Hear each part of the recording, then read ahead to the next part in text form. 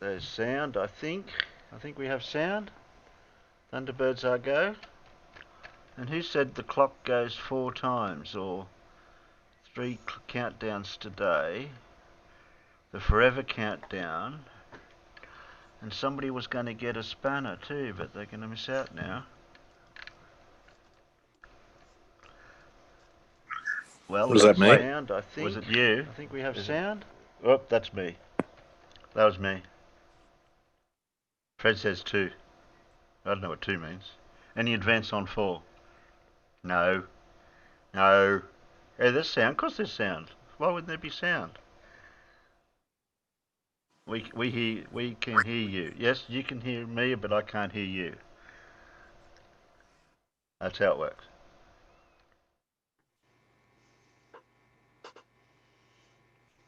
And we have an I Spy on the panel. I think somebody's trying to be How you sneaky. doing? Somebody's trying to be sneaky. We have a H, somebody O, and that face looks very familiar again. Sure it's not cloning the same person. And we have a big blue, and we have Rich, the crash test dummy for Flight Simulator, because he crashed the last one. Or so I was told. I don't think he that is crashed it. true. I think one of his students did.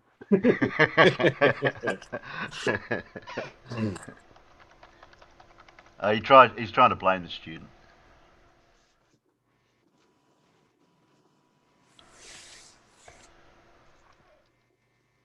You didn't try to fly under the Sydney Harbour Bridge again in the flight sim, did you, Rich? No. Just got a bit loose at the end there. Ah. Hydraulics didn't like it. But anyway. Well, you got plenty of runway in the flight sim. You can land anywhere. True.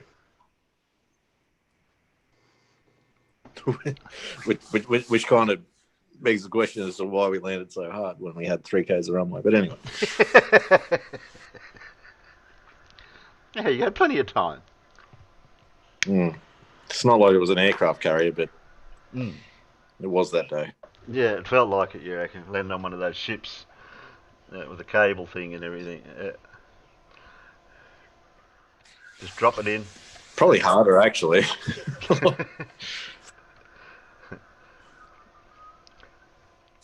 That flight simulator you use doesn't have those sort of stuff, would it? It's just basically terrain and basic airport runway sort of scenarios. Pretty much, yeah. The Brazil is basic. I mean, it's circa late 80s.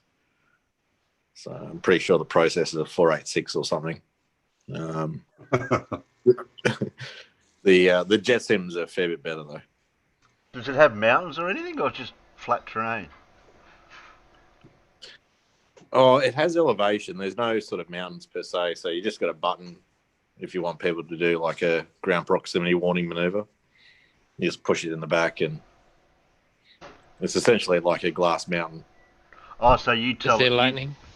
Is there lightning? Simulated lightning. Simulated weather. Yeah. There's lightning strobes in it. Yeah. Okay. Yeah. That's cool. So you control the conditions for the trainee, like you were saying about the mountains. You say when there's a mountain or whatever coming up or whatever. Nah, it's a glass mountain, so they can't see it. You just push a button. Yeah, but you have to control that. Yes, correct. Yeah. Point and Laugh's trying to guess this person's name, but we don't even. Did we have a clue out there? Did you put a clue? Yeah. I missed the clue. He was the first person to make a connection between electric currents and magnetism. Electric current and magnetism. Yeah. First person. And he was Danish, like not an apple Danish or an apricot Danish, but he was a Danish person. Well, Point and Laugh guessed Hugh Olafson. Well, I said Hugh. Nope. Well, there you go. We're both wrong. Point and Laugh. Sorry.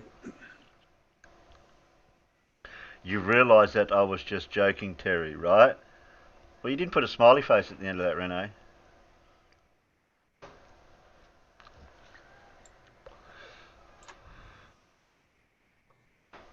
He's actually Okay. pretty close.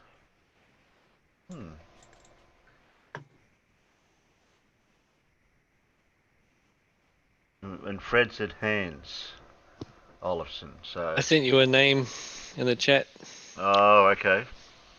Okay. Yep, I'll check. It is. It is. That is the person. Oh. Sometimes spelt differently in English. Okay. I can't really do the Danish. Oh. No, I know. Oh, Hugh was my joke name because it's not Danish. Okay.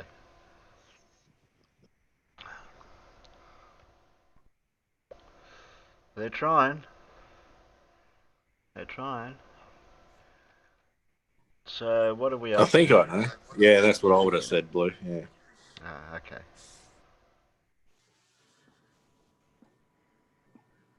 Yep, Blue's got it correct. Yep. Oh, now I know. I'll DM it to you.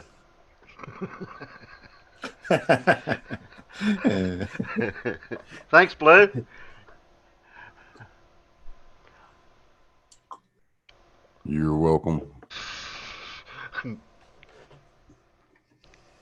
G'day, blokes and Sheilas. Well, I don't know if there's any Sheilas on the panel, but you'd have to check out in the peanut gallery. Oh, there's No Name. What's your story for you can't come on tonight, No Name? What was his story last time? Too early in the morning? Still at work? No, be at work. On night shift, aren't you? Not on your way home yet. 19 watching and only 6 thumbs up. Yeah, No Name. What's that? What's the go with that? What's that? What's those people say about all that? You got to smash the button things or something. The thumbs. Oh, we got 8. See if we can get at least 15. We'll go for 15. If we've got 19 watching, we'll see if we can get 15 likes. We've got 10. I miss me spanner. Oh. No, that makes me feel sorry for you now, Renee, me. But actually, I don't even know if it's working tonight properly. Oh, we've got 13 likes. Okay. How about I test you out, Renee and me, with the spanner? Because I'm not sure if it'll work. We tested it the other day and it wasn't working. So there, try that. See if that worked. Well, it's just started raining here, Rich, so. Okay, Terry, this brothel won't run itself. Pimpin' ain't easy. How'd that go, Renee and me? Did that work?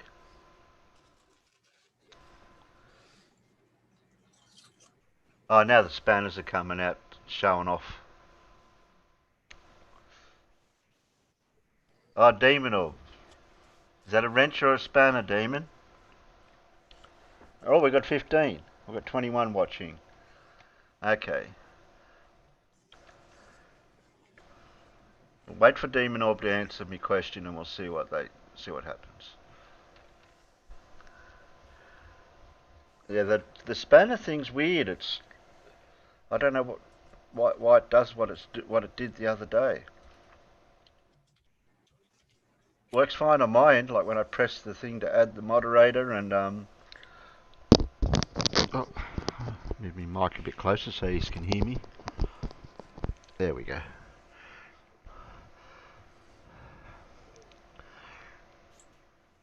Oh, spanners, is it? Oh, okay, Demon Orb. Okay.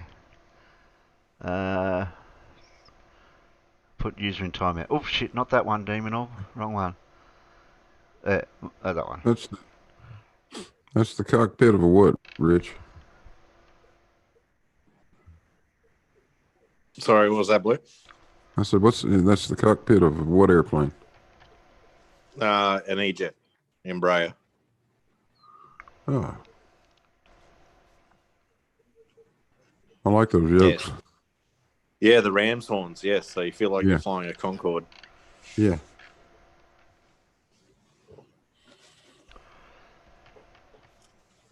It looks like you've got to Yeah, the save it in Brazugia's the there. same as well. We'll try that. Mooney had a version of that. Mm. They're really comfortable. Don't mind the old Mooney, especially the Hmm? Bravos. Nice high performance for a single. You know. Yeah, oh, yeah. Oh, look at that, me mate Phil out there. Flattery. Flattery will get you everywhere, Phil.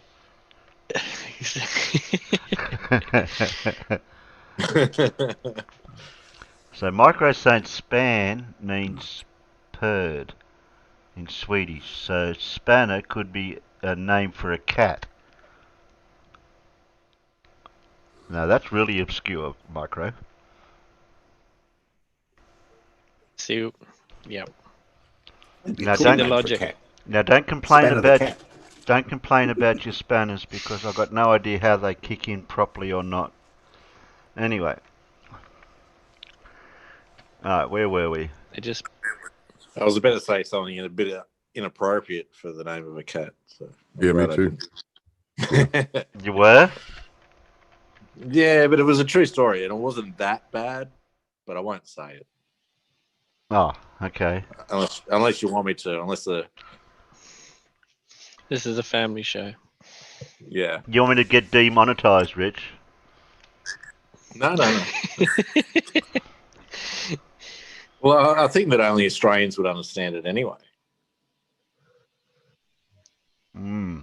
No, nobody knows what pussy is. Yeah. No, that's not what I was going to say at all.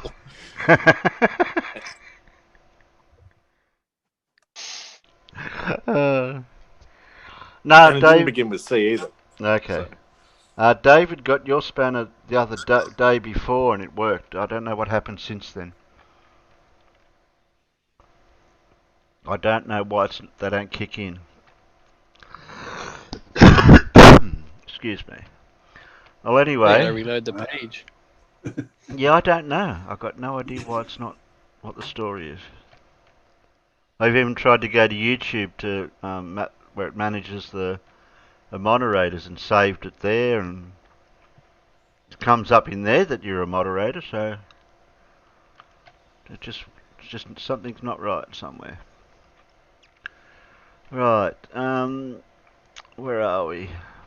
We're still on the. We're going to be on this industrial revolution for a while, but we're trying to just get the roots of it sorted out. We looked at mining for coal and coal mining last episode. So I've got. What have I got this week? Goosel. Where are we? I've got iron and steel. How the first cast iron and then steel were developed, and the vital parts these discoveries played in the Industrial Revolution. And the Industrial Revolution in Britain and its consequences explained. That's a video. So do you just want the video first or reading first? I reckon reading first and then we'll watch a little video. So I'll grab the reading one. Right, so I'll grab that and I'll grab the video while I'm there. So I've got that ready. Right, so I've got the video ready, and how long does the video go for? It does go a little bit long. Just wondered if I could speed it up or not. Alright, okay, so... Right.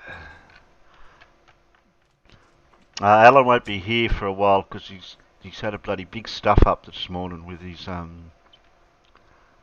things that he has for morning stuff, so I don't know when he'll turn up for that. Share screen.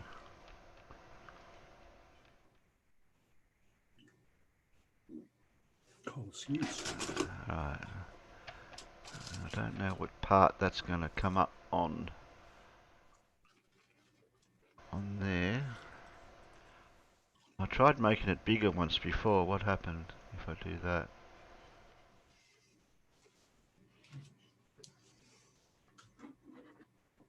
That just makes it smaller, doesn't it? Oh. Bugger. How do I have it? I can't tell what it's like out there to know how big it should be for you guys.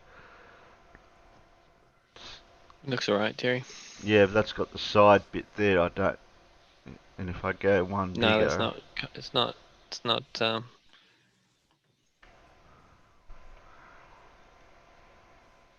if I go to that one, that plays it Yeah, on the now, whole. now it That brings plays in it on this. the whole screen. If I go to that size. Yeah. It's not a lot.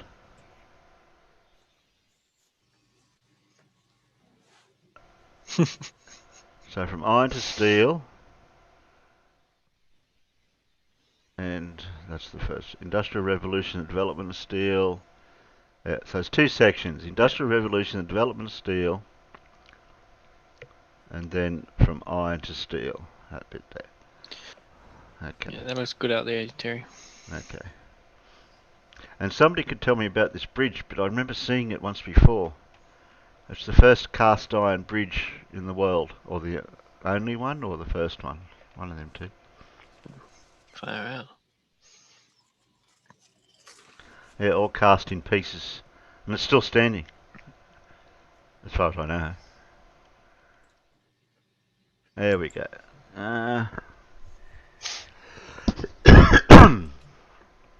Okay, see how long I can go for before my eyes start watering. Okay, the Industrial Revolution and the development of steel.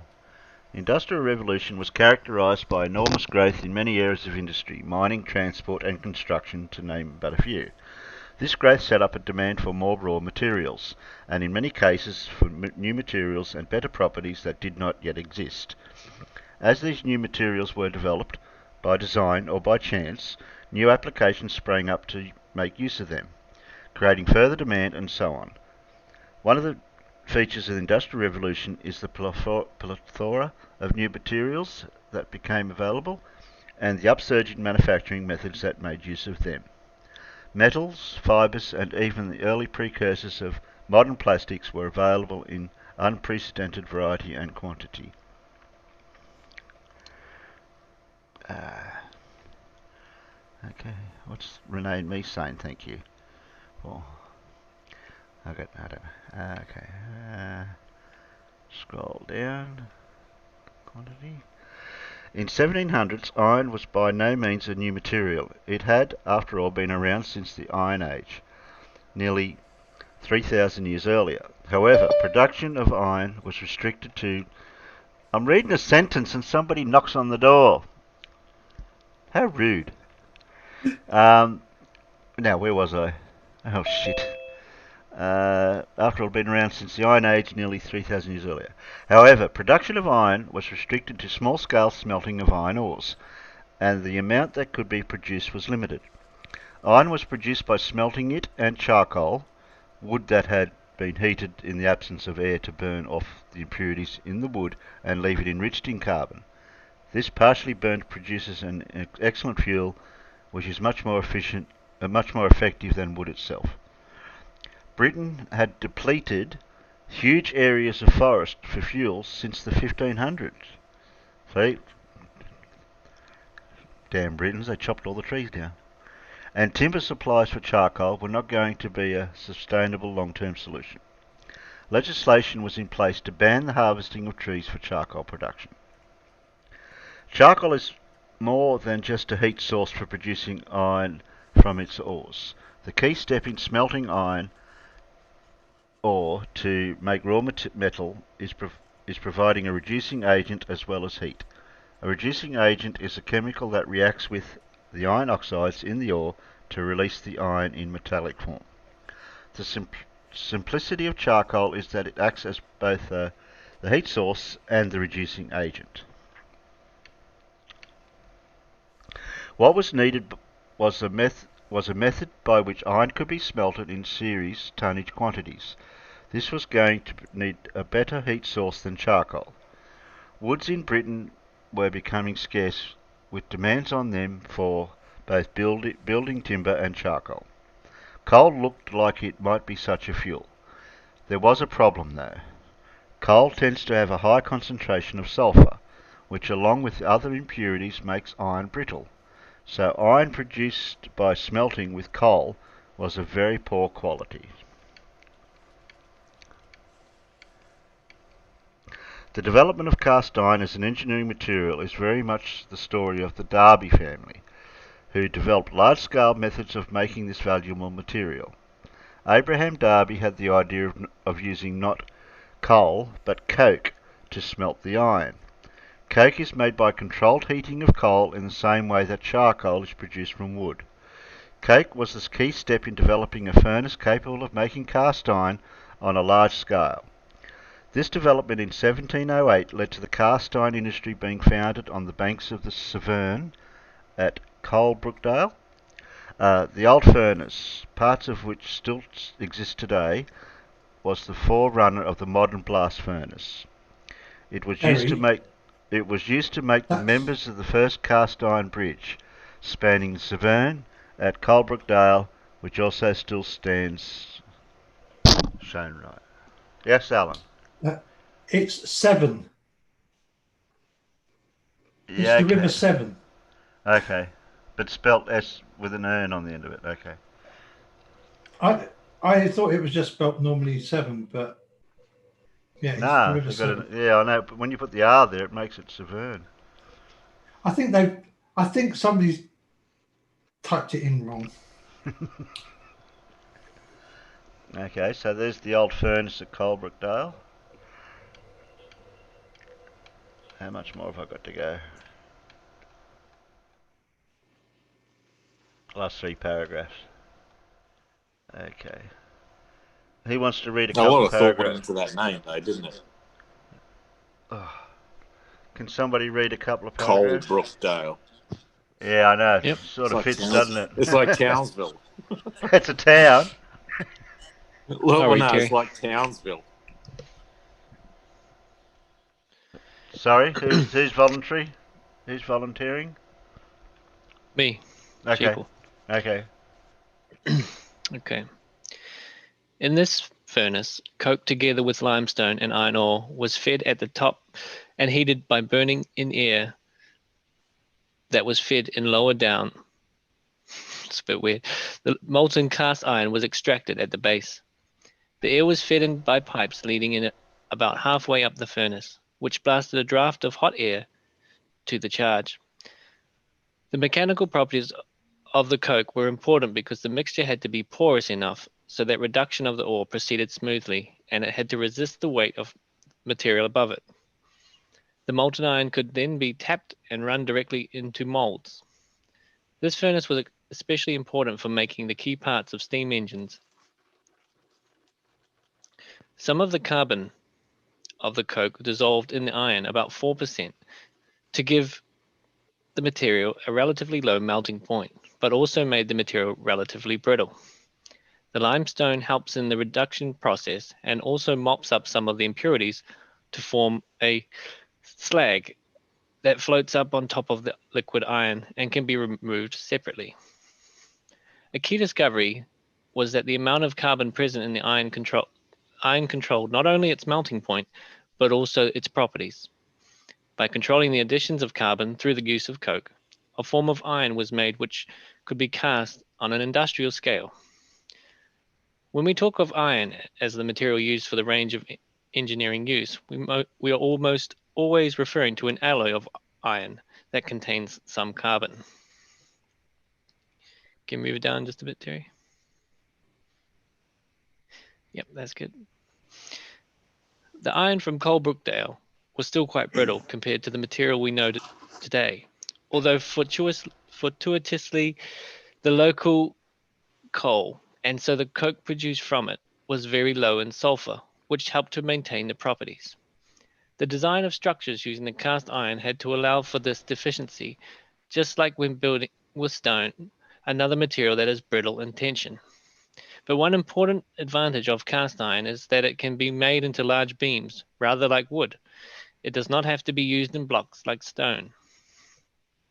So the designer of the Coalbrookdale Bridge made the cast beams to fit together like wooden beams. The ends were shaped so that they could mesh together just like the joints on a wooden structure, and the joints were pinned with dowels. See figure 2. That's quite interesting. Yeah, they made it wedge shaped like a dovetail, Yeah, and then put a pin through it to lock it in. Yeah, interesting. that's quite interesting. Yeah, it's quite interesting.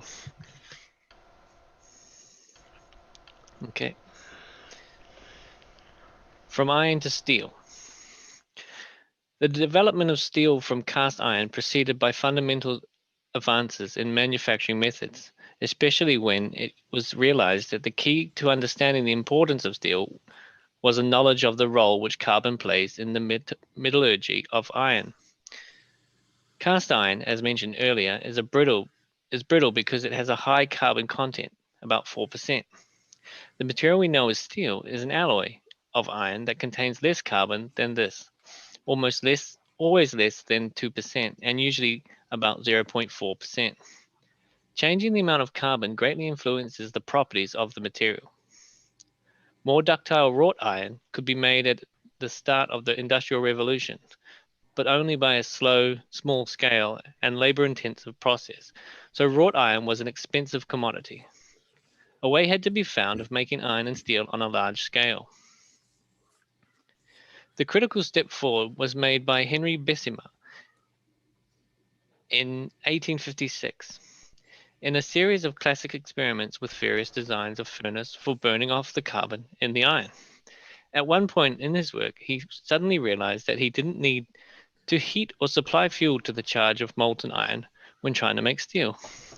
The 4% carbon present in the cast iron would burn and produce heat. If an airstream was directed through the molten metal, so he kept, let me read there. If an airstream was directed through the molten metal, so keeping the metal hot and fluid as well as reducing the carbon content. The result was the Bessemer furnace. This development was so important at that time, the London Times newspaper printed Bessemer's technical article on the development of his furnace. No dumbing down there. Stories in these exclamation marks all of a sudden. After selling expensive licenses to clamoring iron masters from all over the country, all initial trials were disastrous. The problem was again one of chemistry.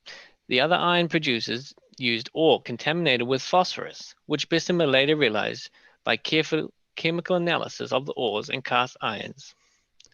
This after event prevented the production of high-quality steel. In his original experiments, he had fortunately used uncontaminated iron. As a result, he set up his own steelworks in Sheffield, but persuaded his suppliers to ensure the purity of the feedstock. The problem with phosphorus-containing ores was solved by changing the lining of the furnace. The chemistry of which caused the phosphorus to be removed from the steel in the slag. The rest, as they say, is history. Britain was producing 30 million tons of steel each year by the end of the 1800s. That's a lot of steel. Yeah, gone from an expensive commodity to tons. Yeah, well, today's types of furnaces are the blast furnace, which is blasting the oxygen through to do the same thing. So back then it would have been hard to blow the amount of air, but they would do it. They did it with the bellows and machine, things like that to get the air to pass through it. Alright. Go funny, the Bessemer gives us foolproof method and then causes problems all over the place. Did you read the fine print? Well, that's what he did. He set up his own furnace in that place, and then I'll make it myself. Hey, hold my beer. Yeah. Any questions? Oh, we've got a pip out in the peanut. It's quite interesting that they use woodworking methods to build the bridge. I Well, it found that helped. interesting. Well, yeah, it helped locked it together because they could build the cast iron pieces on a bigger scale or bigger size for the strength, and then just joined it together like carpentry. Yeah.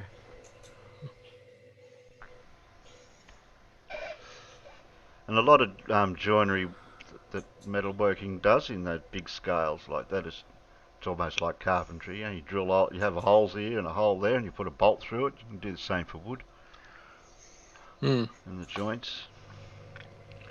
Okay, that's that out of the road.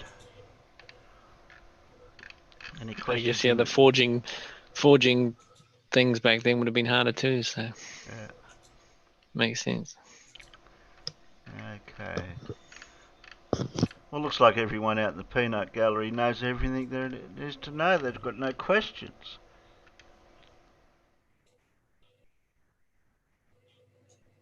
Oh. Phil's out in the chat if you've got any questions. I'm sure Phil will answer them for you.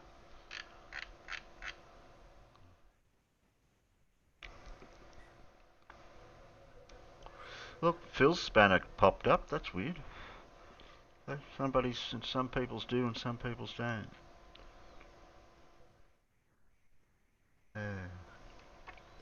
This video hopefully Hmm. has a lot of stuff that we can get out of it. Well, Yeah, the lathe. town I ca- Pardon, Blue? yeah, the town I come from, which was named for a small English village, I believe, Birmingham. Yeah, it's Was only a little place. yeah, it's a little place. It came about and was founded there really as an iron and steel producing area because it happened to be one of the few places anywhere in the U.S. anyway where you could find a combination of all three necessary ingredients. We had iron ore, we had limestone, and we had coal, all within 20 or 30 mile radius. So that had a lot to do with things back in the day. Of course, then they found deposits, really high quality iron ore, kind of think coming out of Venezuela or somewhere, which pretty much wrecked the U.S. iron ore market. Our stuff was just 20% or some silly thing. Yeah.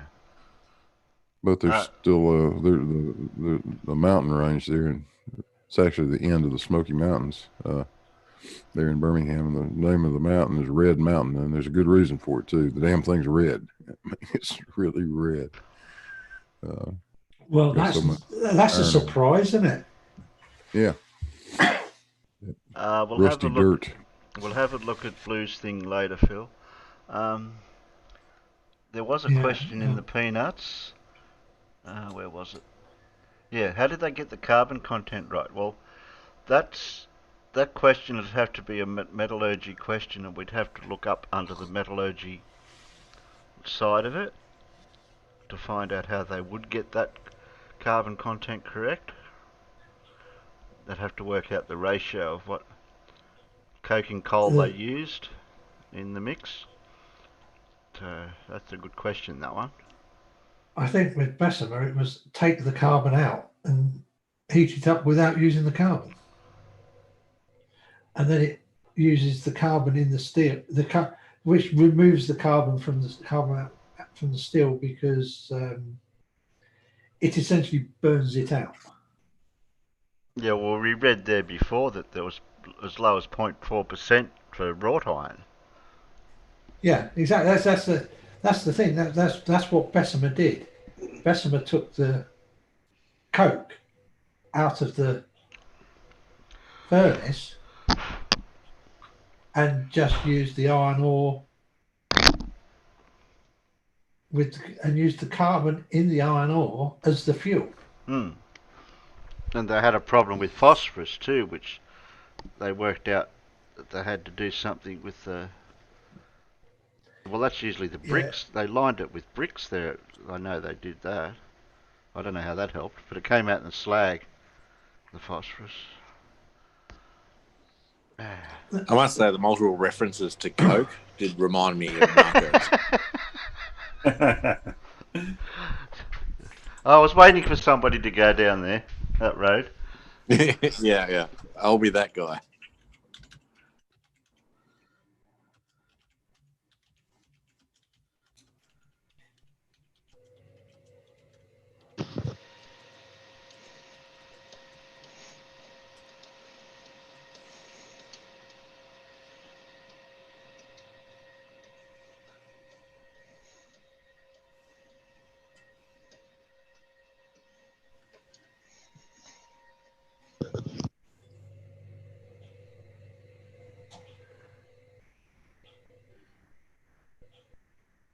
Oh, sorry, I was a bit. I was still waiting for you to be that guy.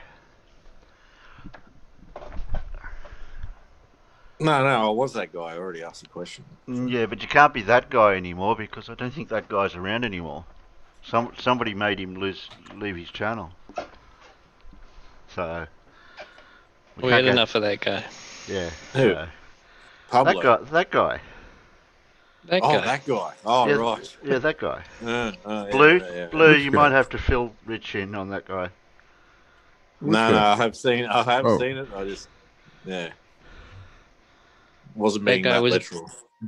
That guy was beaten with a picture of Mr. Sun and a couple of oranges. Hey, Blue, have you still got that orange up on the shelf? No, I think it finally died. Oh no. When does the orange die though? Like, does it die when you pick it, or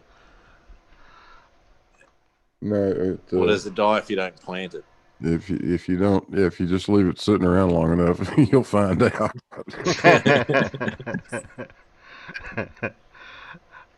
You could have done a taxidermy on an orange. But you never opened it. Why did it go off? Yeah. Weird. Yeah, that was my mistake. Probably that thing called osmosis. I should have carefully gutted the thing and taxidermy. Preserved it. Yeah. Well, you could have poured resin over it into a little cube. Yeah. That would have been cool. And preserved it into a block of resin. I was thinking like taxiderming an orange, right? So you eat the inside, and then put the peel back together, but like fill it with stuffing. Yeah.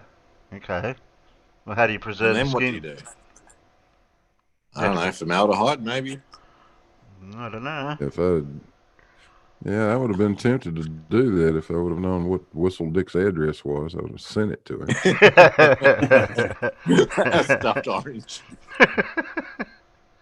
With a note, anytime you think about getting back on the internet, look at this. Okay.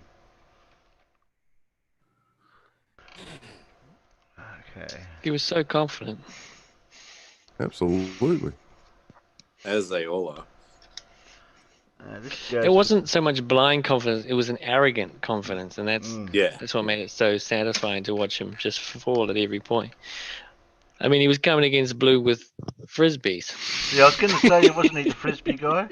Yeah, that's right. He's like, I don't understand it. Frisbees. Yeah, different coloured frisbees too.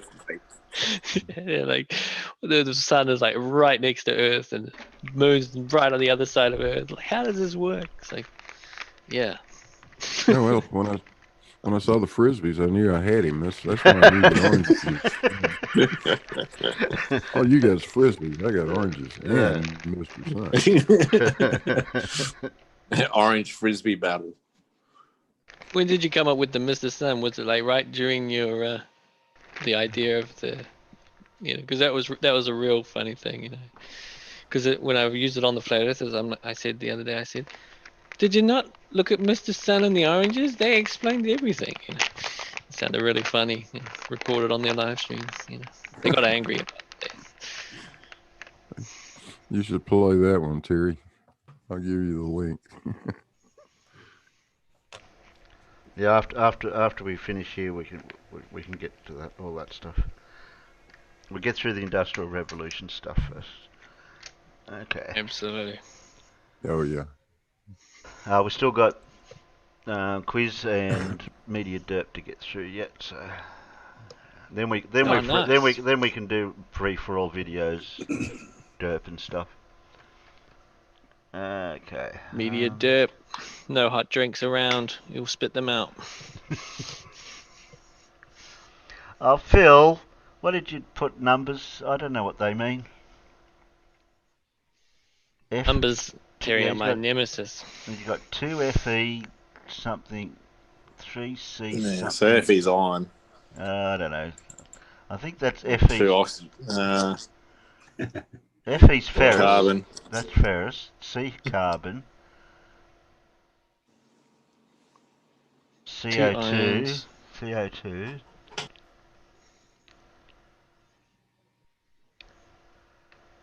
Need a whiteboard, Phil?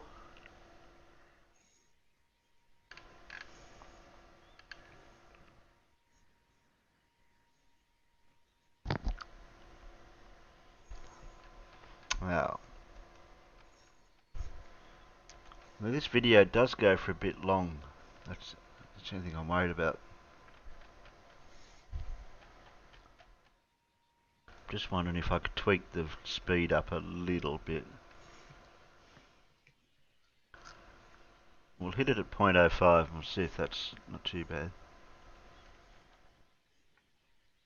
It's Creative Commons. Reuse allowed. As far as that's... that should be alright.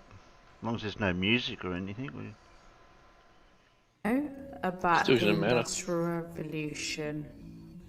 Oh, wait a minute, My I think name I've is gone the wrong way. Barbara, and in this video, we'll examine the Industrial Revolution from That sounds like a female rich. When he's had a few. She's just getting up out of the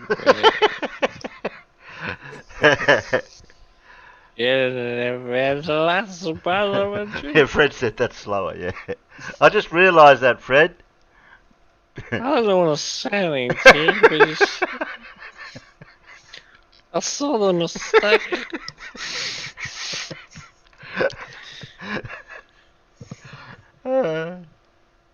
Try again.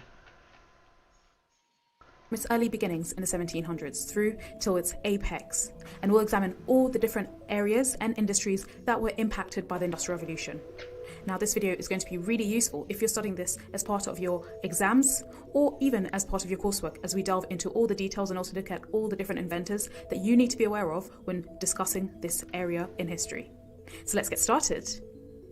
Now, when considering the Industrial Revolution in context, the 1750s to 1800s were a time of huge revolution and industrial change. The main changes were, firstly, by 1914, England had become a great trading nation and a worldwide empire, and it covered a fifth of the globe thanks to the Industrial Revolution. There was also a 260% growth in population as a result of the Industrial Revolution. There was, of course, a shift from domestic industry, so in other words, cottage work, things that were done and processed in small little cottages by individual people and families, to mass production in factories. In addition, there was a move from water and wind power to steam engines during the Industrial Revolution, and there was a revolution in transport and communications, from relying on canals and pack horses to railways and the telegraph. Now, when you're thinking about the Industrial Revolution, one of the massive impacts it had was on the growth of towns. So do bear in mind that the Industrial Revolution really has its roots in England, and so this video will focus on the Industrial Revolution within the context of the UK. So in 1750, about 15% of the population lived in towns across England. And in 1900, this was about 85%, so this was a massive explosion in population growth. This meant that there were far more people around to work in new industries. However, this also caused problems because many more people needed foods and homes, and this meant that poverty was increasing. And we'll be talking later on about the downsides of the Industrial Revolution. Also, by 1900, London had 4.5 million inhabitants, and the biggest other towns were Glasgow, with 760,000 inhabitants, and Liverpool, which had 685,000 people. Manchester and Birmingham had more than 500,000 people each, and much of the population had moved from the southeast to the industrialised coalfield areas in the north and the Midlands. So the Industrial Revolution caused these shifts in patterns. Now, the Industrial Revolution itself was a time of great achievement. In the area of agriculture, Charles Turnip Townsend introduced the Norfolk 4-course rotation of wheat. Did they nickname him Turnip because of agriculture? Because that'd be really ironic. Turnips, barley and clover to his farm, and Robert Bakewell used selective breeding to develop the new Leicester sheep. Arthur Young promoted new methods to a wider audience. In the area of industry, Richard Arkwright's mill at Cromford heralded the factory age of the textile industry. Production of iron increased 30-fold. I can sort of answer that question, Stewie, after this if you want, unless Phil wants to answer it for you. And production of By cast iron is difficult to weld. And what contributed to the development of steam power to drive machinery more efficiently. And of course, oh, where's Davros? He can answer it, can't he, Sheepy? Named after the inventors. When you look at things like battery power, when things are talked about in terms of wattage, even though I could. Yeah, he could, yeah. He should. When it comes to the area of transport and communication, like I only spent 2 years at TAFE learning communication canals in 1700s, and George Stephenson and Isambard Kingdom Brunel oversaw the railway mania of the 1800s. There had previously been no fast way of transporting goods and people around the country. However, canals did exist, and so most materials were transported by boats to towns and cities which had to be located. I thought I'd pause it there, Alan, because we've watched a lot of videos, or I do see a lot of videos about how there's a lot of man-made canals and tunnels and places like that where they've made it for those little barges to get through the town, especially at that video place. Oh shit! No, I can't think of the name of that place where they built it for a factory, even just to get the coal up into the building. It had this hoist system that lifted the barge up into the building. I can't think of the name of the town. There was a widespread system of canals in Britain in the 18th century. That's what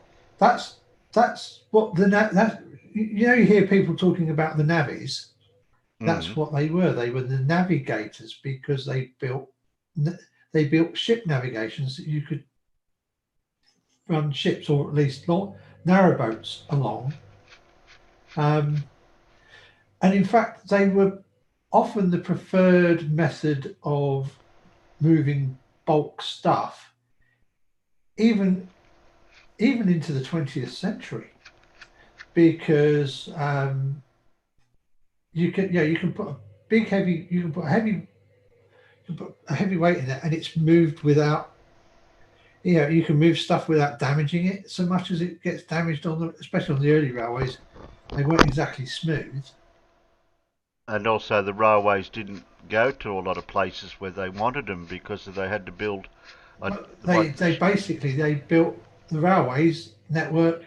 The railway network started about 100 years after the canal network started. Yeah.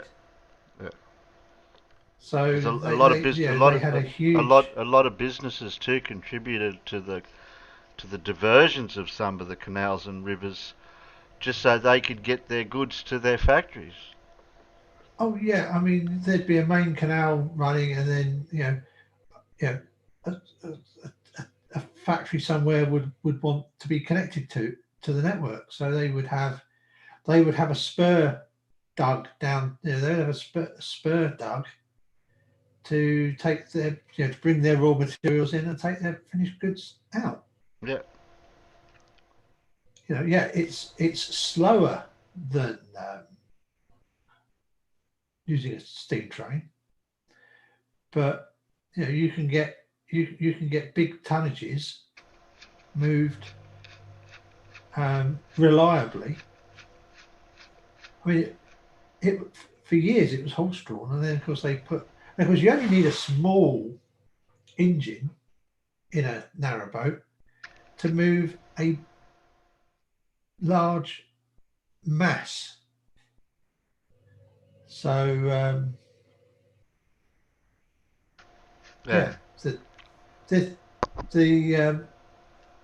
and it wouldn't have been George Stephenson and Isambard Kingdom Brunel. It would have been Brunel's father. It was George Stephenson and Isambard Kingdom Brunel's father who were in the early days of railways. Isambard Kingdom Brunel was more the second. Was a bit more the second phase of the railways. And of course, he also did steamships and all sorts of stuff for now. Isambard. Okay. Along canal routes. There were also many scientific discoveries and technological innovations that changed society and industry massively. So when it comes to the causes of the Industrial Revolution, the historian... Can you mods sort out people in the peanut gallery that do things? That's why you got Spanish. Arnold Toynbee created the idea that in the years between 1780 and 1830 there was of course an industrial revolution. So Toynbee, who wrote this in 1884 and the first historians of the Industrial Revolution, thought that industrial growth had been stimulated by Britain's trade. There was a need to develop more manufactured goods and ready-made markets around the world through the British Empire.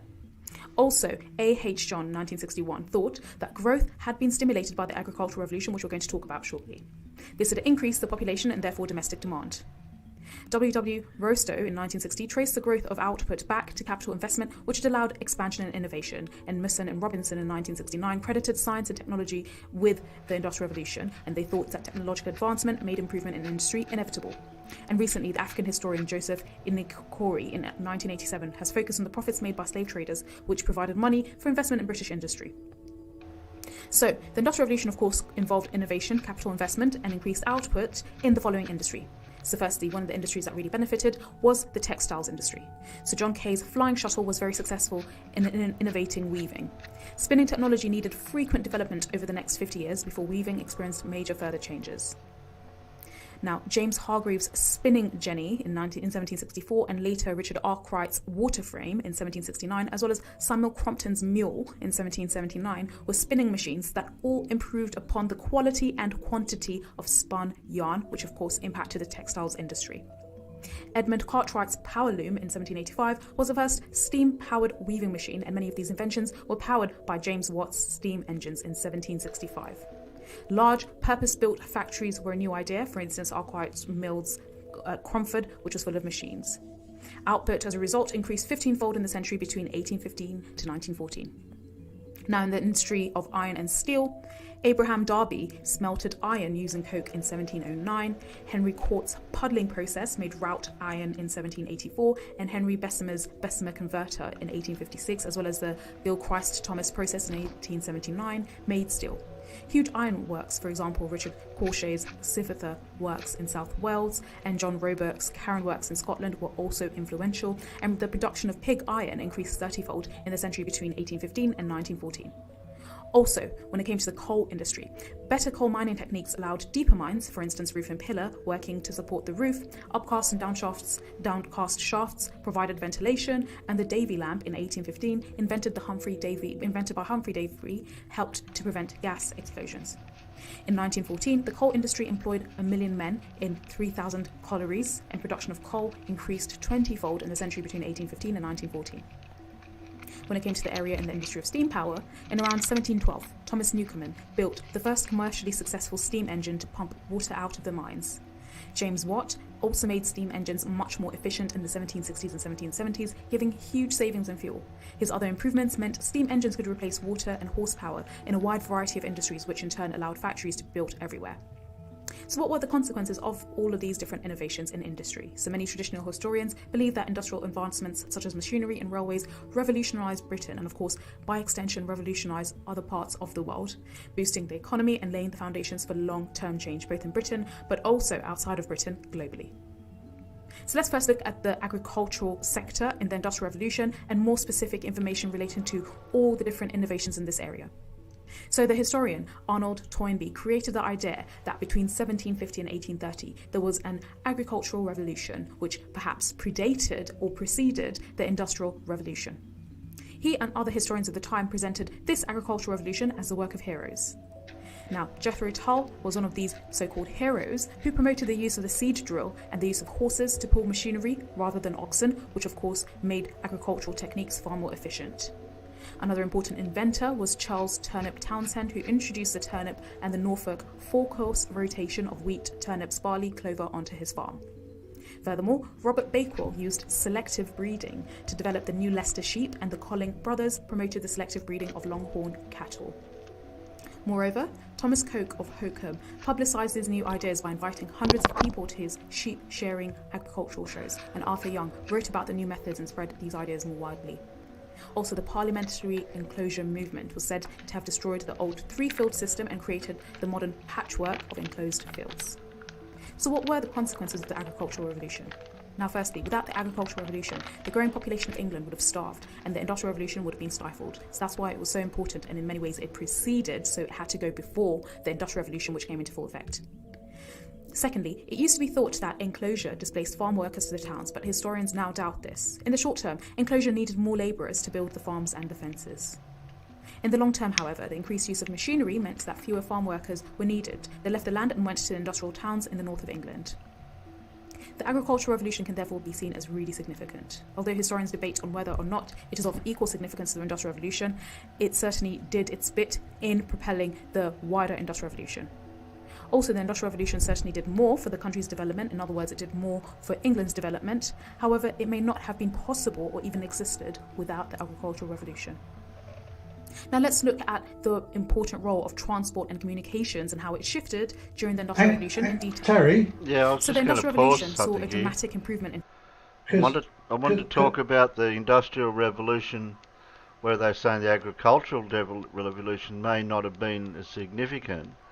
But when they did all those windmills and stuff to grind the flour and everything, and set up the water mills as well, that must have increased the production of flour that much that it would be like a revolution for just the food industry, for flour even. Sorry, Alan, I wanted to jump in before you did. Yeah, I was just going to say, true.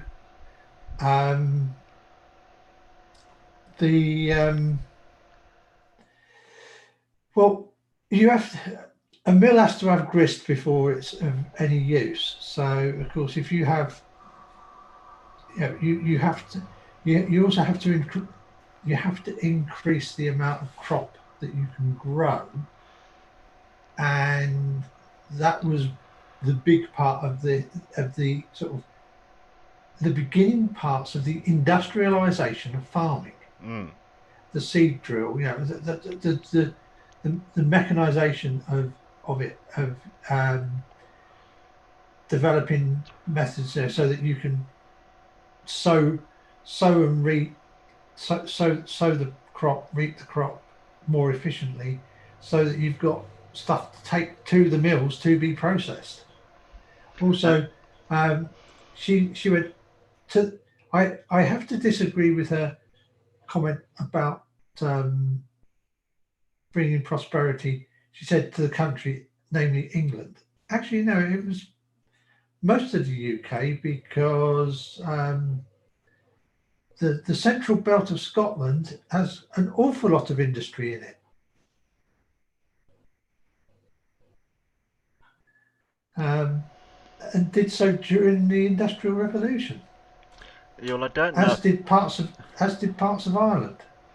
Yeah, well, I don't know why she brushed over it, but I don't know unless she brings it up again later. What happened with the agricultural revolution was when they ended up started to using less people to work the fields for planting and cultivating and bringing in the goods. That left a lot of people without jobs. So where did those people go? Which I'll get to. We'll get to that, because that does come well, into it. She did mention it. Yeah. They buggered off the land. Yeah, they lost their jobs on the land, so they went to the towns, cities, and started working in the new industry.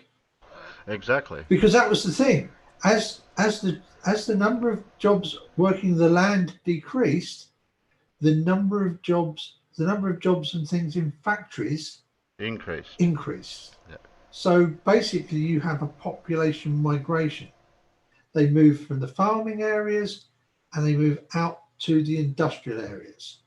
So that's progress for all the bigwigs and money people that want money from the businesses and economy. And she mentioned Mr. Coke Mm.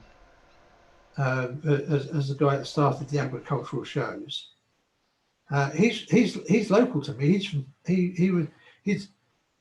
He's actually I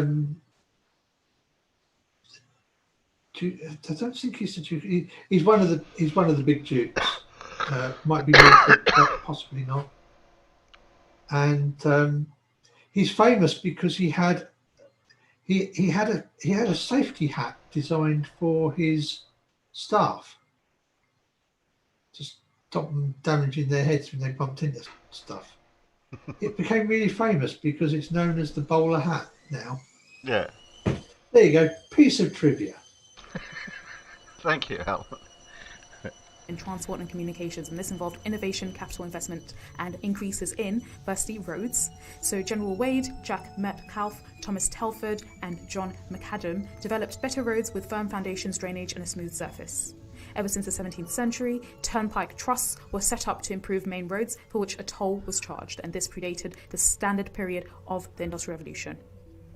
Now, in the early 1800s, investment in Britain's roads was more than £3 million a year, and between 1803 and 1821, Thomas Telford alone built 1,000 miles of roads. That's even back in the 1800s, investment in the roads. The horse and buggy roads, not car roads, obviously.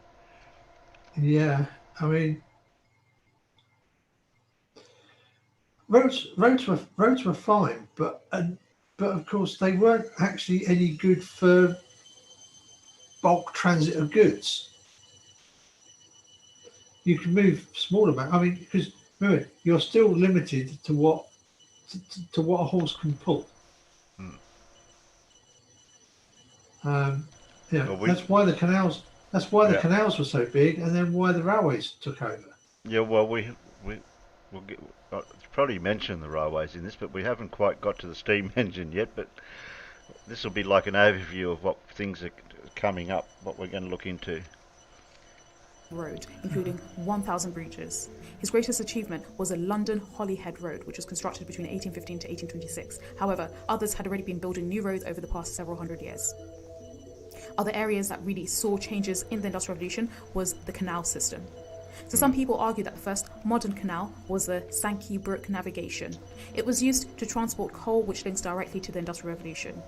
Others say it was the Bridgewater Canal, built by the Duke of Bridgewater in 1761. Now, about £20 million was invested in canal building between 1755 and 1835, and there was what was called canal mania in the 1790s, and famous canal builders include James Brindley and Thomas Telford. The fact that more money was spent on canals could be seen as a natural development as the country gets richer and trade is more necessary. And by I have heard of that James Brindley, but I can't put my finger on it at the moment. 1850, the canal network covered 4,000 miles. However, one thing to note is that canals had existed long before this period. The Exeter Canal had been built way back in 1566. It's the viewpoint of some that the developments made during the Industrial Revolution were really no different to those made beforehand. Perhaps maybe they just increased in intensity. Now, when it came to railways, the first railway was the Stockton and Darlington Railway in 1825. George Stephenson then built the Rocket in 1829, and significant engineering achievements included the London Underground in 1863 and the Forth Bridge in 1890. There was a railway mania in the 1840s, and £3 billion was spent building the railways between 1845 and 1900. In 1870, 423 million passengers travelled on 16,000 miles of line. Now, other developments of transport and communications include the 1837 Samuel Morse's invention of the telegraph. Then in 1837, Rowland Hill invents the postage stamp. In 1839, Kirkpatrick Macmillan invented the bicycle. In 1843, Isambard Kingdom Brunel built the Great Britain steamship using screw propellers. In 1876, Alexander Graham Bell patented the telephone. In 1885, Carl Benz invented the motor car. You know, Alexander Graham Bell's second invention? Go on. The second telephone. Now, what were the effects of the Industrial Revolution on transport and communication? So firstly, the world shrank. In 1700, it took 4 days to get from London to Manchester, but in 1880, it took just 4 hours. Raw materials, goods, and foods, for example, fresh milk and post, thus arrived faster. Secondly, this of course impacted economic growth. So the railways needed bricks, cement, sleepers, iron and coal, and as a result, these industries were stimulated in terms of their own growth. And in 1847, more than 250,000 people worked on the railways, and the wages helped the economy grow. Thirdly, when it came to finance, huge numbers of people bought shares in railway companies. Although many later lost their money when the boom ended, this of course really stimulated the growth of finance. Fourthly, the 1844 Railway Regulation Act improved conditions in third class, and in 1883, the Cheap Trains Act made railway companies offer a greater number of cheap trains for workers, and transport became available for more people than ever before. And fifthly, by 1880, it became clear that speedier travel and railway timetables needed the whole country to take up a national standardized time. Before this date, people used local time that varied from place to place. Seventhly, the growth of the shipping industry allowed a huge growth in worldwide trade. And by 1902, the whole British Empire was linked together by a network of telegraph cables called the All Red Line. Now, of course, education experienced a massive shift during the Industrial Revolution. So in the 1800s, formal education became available to even the poorest people. Now, when it comes to the impact of the Industrial Revolution on schools, before the 1800s, education wasn't free, and poor children got whatever education they could in dame schools or Sunday schools. Now, in 1833, the government passed the Factory Act, making 2 hours of education a day compulsory for children working in factories. So these children, of course, who were working in factories were from among the poorest families. However, the government granted money for them, and of course it granted money to charities to help schools for the first time educate these poorer children. In 1844, the Ragged Schools Union was set up to give schooling to very poor children. Furthermore, the Public Schools Act in 1868 reformed Britain's public schools such as Eton and Harrow. And in 1870, Foster's Act set up state-funded board schools for primary education, and in 1880, the Education Act made school attendance compulsory for children up to the age of 12. The 1902 Education Act established a system of secondary schools. So some historians say that the improvements were made because the public were beginning to complain about the lack of education and support for young children who worked long and hard days in factories, and these historians believe that the government wanted to simply educate people so that they could make more money for the country. Another area that really experienced a change in the sector of education was, of course, universities. So between 1900 and 1909, red brick universities... You got a question?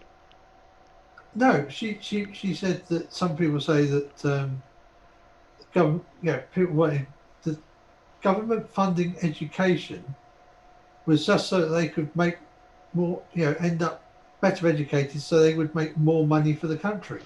Well, seems like a really good plan, that, doesn't it? Or to be educated and be able to get a job? Well, for the government to support education so that the populace is better educated, so they are better able to produce stuff that essentially produces money for the country and grows the economy. Now, who would have thunk that? Yeah. Were founded in places like Birmingham, Liverpool, Leeds, Manchester, Sheffield and Bristol, concentrating on hands-on courses such as science and engineering. These, of course, differed from universities such as Oxford and Cambridge, which primarily taught less vocational and more traditional subjects such as history and the classics. So, for instance, if you've ever noticed in university prospectuses or university listings, Oxbridge as a title being used as opposed to Red Brick University, this really has its roots in these changes. Another important concept that became really important when it came to education during the Industrial Revolution was the idea of self-help, which was really important during the Victorian era. Now, mechanics institutes were set up in many towns to provide night school education for working men, and public libraries were built in many cities so that more people had access to improve their lives during the free time. Also, the Museums Act of 1845 gave town councils with large boroughs the power to set up museums for the public. Also, members of Parliament thought that working class people could improve their lives by visiting the museums instead of spending their free time in pubs. Now, of course, the Industrial Revolution... What, to spend their free time in the pub? What did she say? Yeah, that's what she said. Many benefits in different They areas. didn't want them spending their free time in the pub. Looked at. However, of course, there were downsides to the Industrial Revolution. Now, firstly, when it came to working conditions in factories, long working hours were seen as standard. Normal shifts in factories were between 12 to 14 hours a day, and workers had to clean the machines even during the mealtime, so a lot of workers didn't even have enough time to even eat. Now, low wages was another important issue. So male workers at the time earned 15 shillings, which is equivalent to 75 pence a week. But women and children were paid much less, with women earning 7 shillings, which is equivalent to 35 pence a week, and children 3 shillings, which is equivalent to 15 pence a week. Therefore, Okay. But of course, 15 shillings would buy a heck of a lot more then than 75 pence will now. Yeah. Well, 15 shillings, isn't that about 15 cents or 15? No, it's about 75 pence. There was 20 shillings back then. Yeah. There was 12 pence. There was 12 pence in a shilling, Mm-hmm. and 20 shillings in a pound. Okay. That's why 10 and a shilling was called a bob very Yeah. often. Yeah. That's why 10 bob is like a common saying, because it's half a pound. Bit interesting Unless it's to a guinea, and unless you use guineas, and guineas are, a guinea was 22 shillings. Sounds confusing, but anyway. Yeah. But I'd like to know what things cost back then. I'll have to look into that later. Therefore, employers preferred to employ women and children, and many men were sacked when they reached adulthood. Then they had to be supported by the wives and children. Although, What? Many men were sacked when they reached adulthood. Why? I didn't want to pay adult wage, or? Yeah. Exactly right. Although I don't think that. Although I'm pretty sure that was only in certain. Oh yeah, sorry, 21 shillings in a guinea, not 22. Thank you, Fred. Yeah, I mean there would be lots of industries where you needed adult men, but yes, there was a lot. The cotton mills, stuff like that, where you're not necessarily needing lots of strength to do many of the jobs, would be more would prefer to employ women and children than men. It was the same with the coal mine that we read the other day, right? The same deal. It's like they'd rather just hands instead of like quality labor. Just must have come a long way with all the rules and regulations, like all the safety, security and stuff we have in place now for just the most basic things at like a warehouse, for forklifts or something like that. And now it's like you can die in a mine shaft. Like we will be getting into that later on with about working conditions compared to today, to rules and regulations and things like that. So and Fred says, and children fit up chimneys better.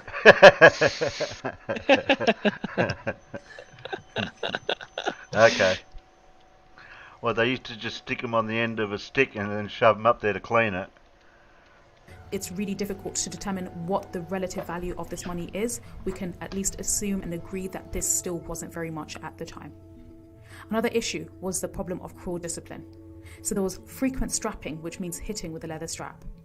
Other punishments included hanging iron weights around children's necks, hanging them from roofs in baskets and nailing children's ears to the table and dousing them in water baths to keep them awake. So there was very, very cruel methods of enforcing disciplines, especially on children workers within factories. Furthermore, there were a lot of fierce fines imposed both on children but also on male and female workers. These were imposed for things as simple as talking or whistling or leaving the room without permission or having just a little dirt on the machine. It was claimed that employers even altered the time on clocks to make their workers late so that they could just fine them and not pay them enough. Some employers demanded that their overseers raise the minimum amount of each week's for fines. Furthermore, accidents were a real issue. Forcing children, for instance, to crawl into dangerous, unguarded machinery caused a lot of accidents. For instance, 40% of accident cases at the Manchester Infirmary, which is essentially the Manchester Hospital at the time, in 1833, were factory accidents. So a lot of people really got mutilated, especially young children. Health, of course, was an issue. So cotton thread, for instance, in the textile industry had to be spun in damp and warm conditions. And then going straight into the cold night air led to many cases of pneumonia, because people would work in these damp, warm conditions all day, so in very stuffy conditions, and in the winter time they'd then go straight back out into the cold air to go home, and so they would fall very sick. Also, within factories, the air was full of dust, which led to chest and lung diseases, and loud noise made by machines damaged a lot of workers' hearing. Now, when it came to working conditions in mines, this was no better.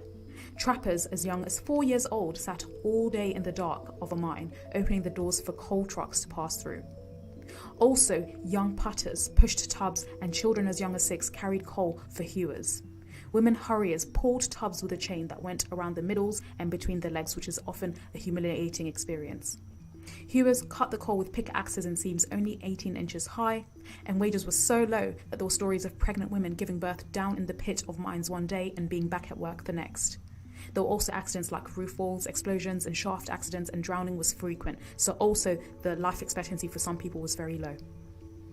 Now, of course, the Industrial Revolution did have a negative impact when it came to living conditions in cities, especially for the poorest. So pollution was a key issue. Coal was used to heat houses, cook food, and heat water to produce steam to power factory mines. However, burning coal created smoke, which led to terrible pollution. Also, there was a problem with overcrowding. Due to large numbers of people moving to the cities, there were not enough houses for all these people to live in. Low wages and high rents caused families to live in as small a space as possible, and sometimes whole families lived in one room. Disease was also really common, so typhus,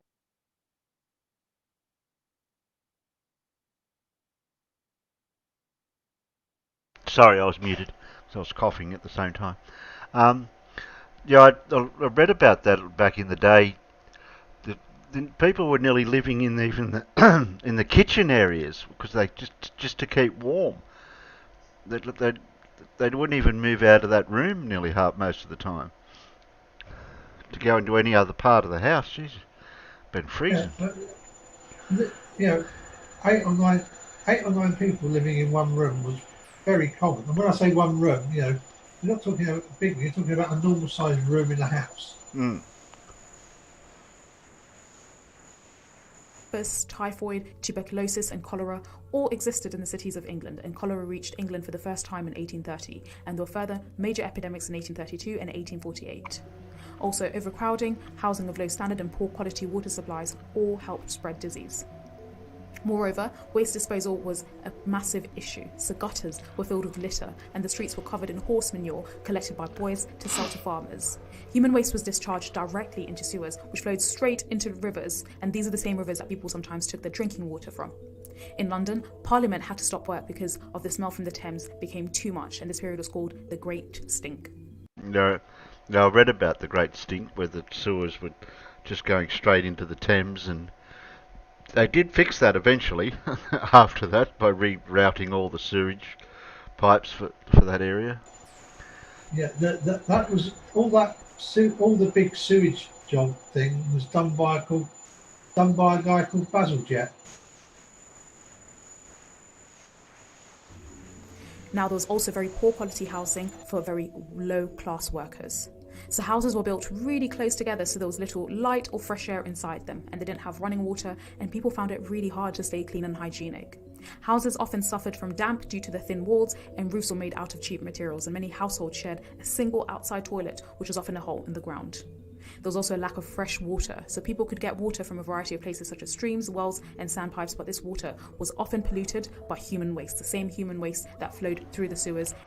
Didn't an epidemic happen over there somewhere where they found out it was actually the drinking water that caused it? Out of the pumps in the street with the freshwater pumps? Yes, that was. I believe that was cholera. That was that was done by one of the first epidemiologists. I can't remember what his name was, but he looked at where all the cases of cholera were happening, and worked out that they all got their water from the same standpipe, and it was being fact, it was being contaminated by human waste, which is why the cholera. I think cholera is viral, but that's how the virus or the bacteria, it's cholera bacteria. That's how it was getting into the water. Yeah. Was the humans it was getting into the water supply in this particular stand pump, and when they stopped people using it, the cases of cholera stopped expanding. We're getting the so poor jokes out there. Now, Point and Laugh said, we were so poor and the birds were bringing breadcrumbs to my window. Okay, we'll say poor jokes. See how you go, Peanuts. And into rivers. So that's all when it comes to understanding the Industrial Revolution in depth. Well, that covered a lot of areas that we're going to be looking into in the next several episodes of Industrial Revolution. I think I'm ready to, because we've worked out how to make the steel or iron. We're going to have to work out how we're going to cast. We're going to have to cast some iron, and we're going to have to make some gearing and some rods and maybe some boilers with some pipes in it, and throw some fire in there and a bit of water in it, and maybe it can produce something with that effect when you heat water up with fire. I wonder what we could build out of that. Okay, so next time we'll be finding out about that. Okay.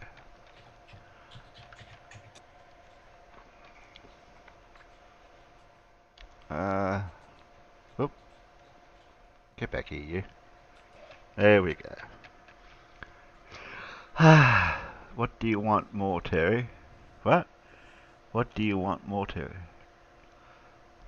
Well, you started off with a "I'll say poor" joke, so you started a trend. We'll say poor.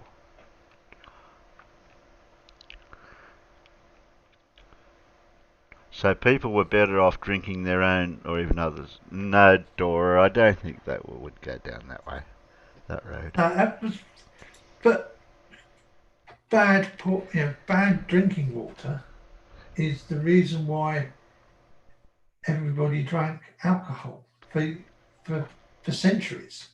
I mean, the term small beer is a thing because even children would drink small beer because it was basically very, very weak beer, but the alcohol in it helped kill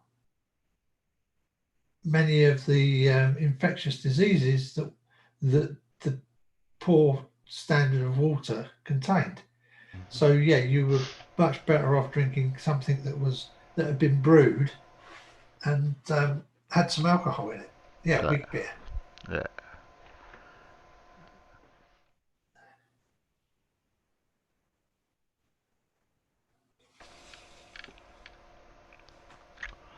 Okay. You haven't got any more questions like you had the other day, Sheepy? That was clever, that.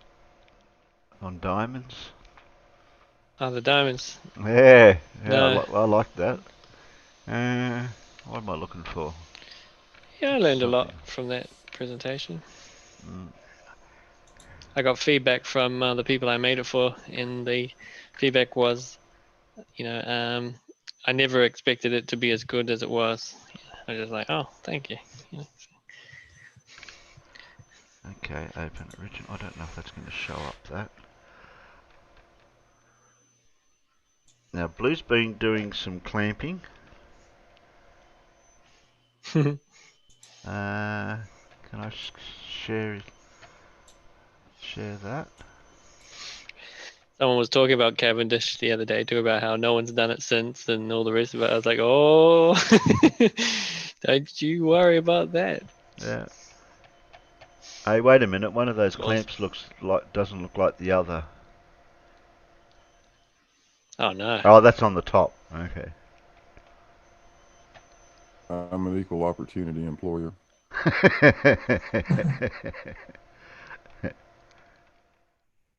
Now, Blue, explain to them why it's necessary to clamp wood on the top and the bottom. I know why, but some of the peanuts might not know why. If you only clamp that on one side, you will automatically clamp a bow into it. If the clamps are on the or just on the bottom, that thing would assume the shape of a frowny face, more or less. When you put the clamps on both sides, you equalize the pressure and it keeps it flat. Yeah. But that's the reason. Yeah. And that yellow And you thing can't there. have enough. Sorry, You Blue. can't have enough clamps either. No matter how many clamps you have, you need one more. Yeah, but did So, you use all your clamps? Actually, I had one left over. Okay, I took a screenshot of that because I Uh-oh. couldn't figure out what it was. Oops, went too big. It was So, sitting on top. It's easy. It's Yeah. easy. Sitting on top. Absolutely. You don't know what that is, huh? No, I don't. Alan It's a- does. Yeah. Come on. The kids had them. The kids have them in nursery school, don't they? In kindergarten. It's a glue spreader Yeah, exactly. with the bit on the end to stop your hand sliding down into the glue pot. Uh-huh. It's into the gluey bit. Not that it stops the kids getting glue on everything. Fred said it was a marking scribe. Depth gauge. And we're getting guesses Nope, out there, Blue. It is a glue spreader, but Yeah. what I use it for actually. Folks, behave yourself. This is a family show, may I remind you. A sweet corn handle. I was just lifting off a little excess glue with it. It works pretty well for that too, without smearing it all over everything. Yeah. But I like the guesses in the peanut gallery, Blue. They tried. Well, most of it. Yeah. They tried. I was putting together a acrylic model the other day, the one that you meant to make in wood. I made it in wood, so I decided to make it in clear acrylic at that. You know, I thought, I'm an adult now, I should be able to do this pretty easily. You know, it looked great until it dried, and then I realized all the all the areas I had put too much glue and all the rest of it. So it was certainly, let's just say it this way, it was not a showpiece in the end. Does anyone miss Pip's questions? Because I don't know what happened to Pip doing a couple of questions. I'm not doing them anymore, Pip. If you're still out there. I saw Pip earlier. I don't know. She might not be in the chat. She was still. out there earlier.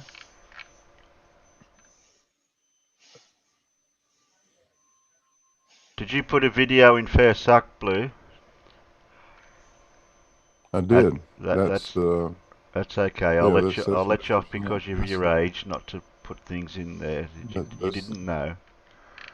That's the Mr. Sun video, and I was going to remove it, and I will.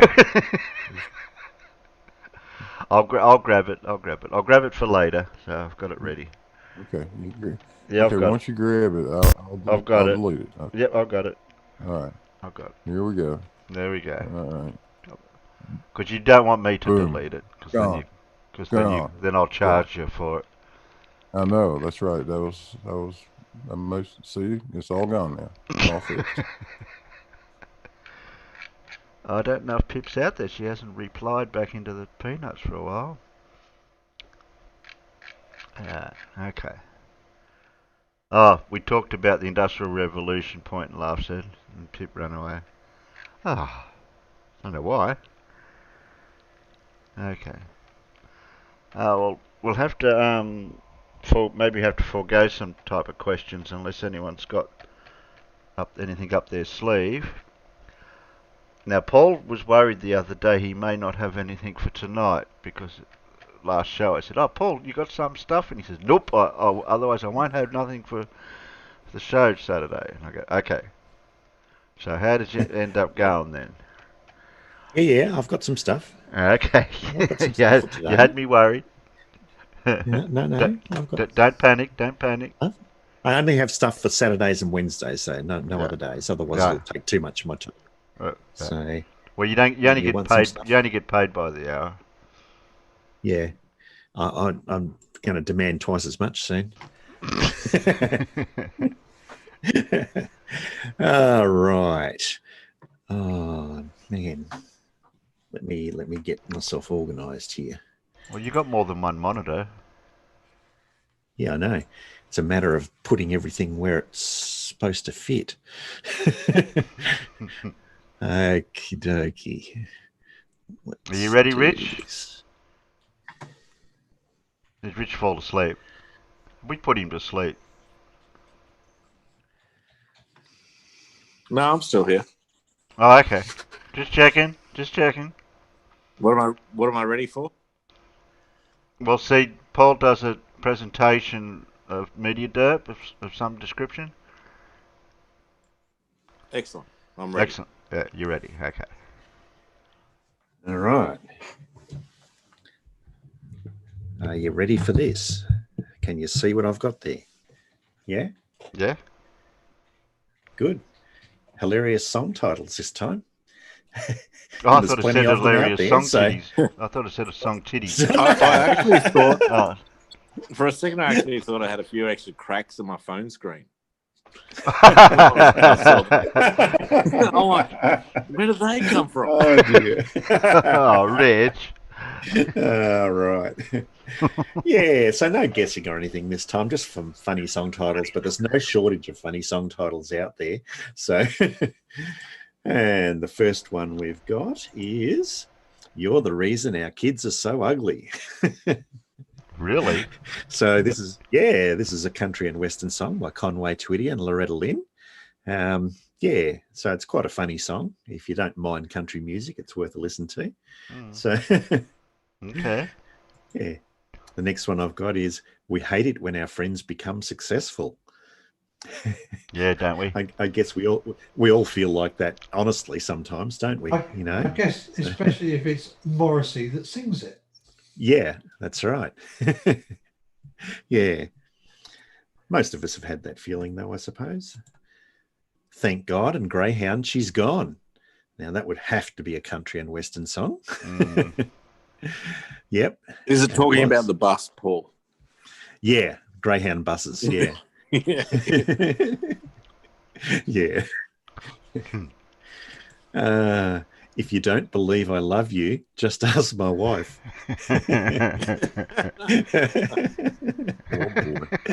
Yeah. Ooh. Yeah. Strategy might have worked for Gary P. Nunn, but that doesn't make it smart.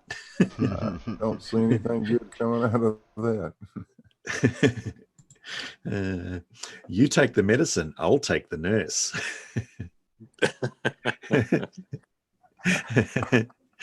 Yeah. I wouldn't take her to a dogfight. Oh. Charlie Walker can't take her to a dogfight, not because dogfights are cruel and illegal, but because he's afraid she'd win. Oh dear. She never told me she was a mime. Think about that.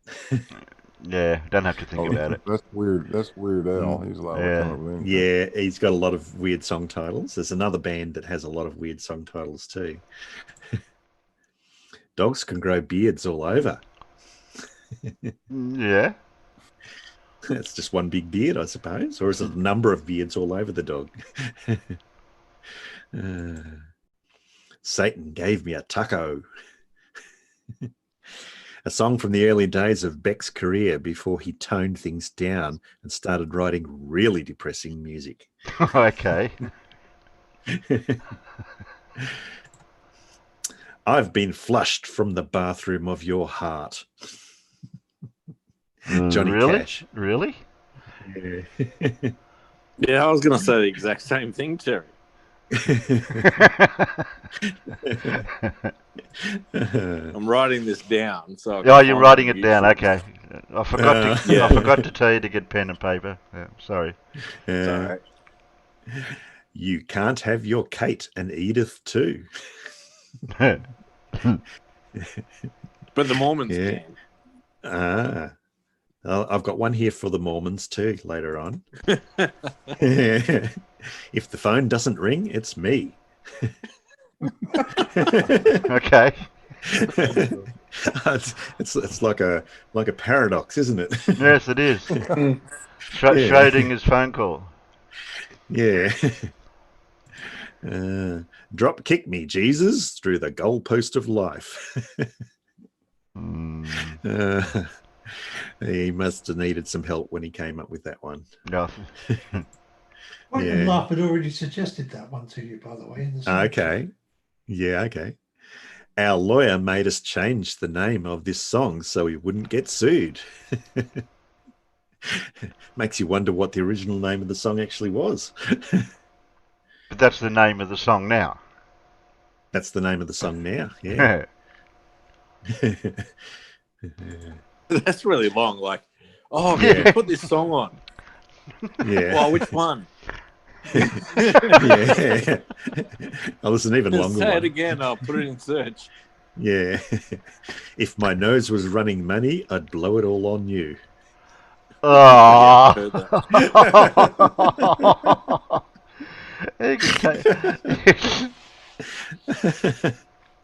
Oh dear. Yeah. Yeah, okay. I've got tears in my ears from lying on my back in bed while I cry over you. Could only be a country and western song, couldn't it? Mm-hmm. Oh dear. I suppose when it's being sung, you don't really hear the lyrics that much until they're written down like that. Yeah, exactly. Yeah. How could you believe me when I said I loved you when you know I've been a liar all my life?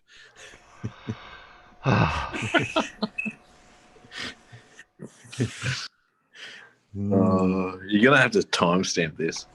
Yeah. I'd rather have a bottle in front. Yeah, everybody knows this one. I'd rather have a bottle in front of me than a frontal lobotomy. Apparently, Randy Hansey was the one that came up with that, and it's been a pretty popular quotation since then. The singing doctor. Don't know whether to kill myself or go bowling. What? Well, if that's a hard choice to make, you That must is. really hate bowling. Yeah. Just out of curiosity, what was his third choice? I don't know.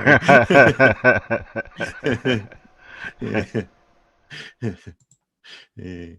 Billy broke my heart at Walgreens. I cried all the way to Sears. Oh dear.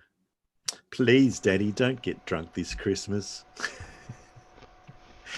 John Denver song. Ah. This is a great title. You can make me dance, sing, or anything, even take the dog for a walk, mend a fuse, fold away the ironing board, or other domestic shortcomings. Good old Rod Stewart. Yeah, good old Rod Stewart, yep. Just kind of flows off the tongue, doesn't it? It does, yeah. How do they fit all If you that on a can't little live single? without- Yeah. This is my favourite song title of all time. If you can't live without me, why aren't you dead yet?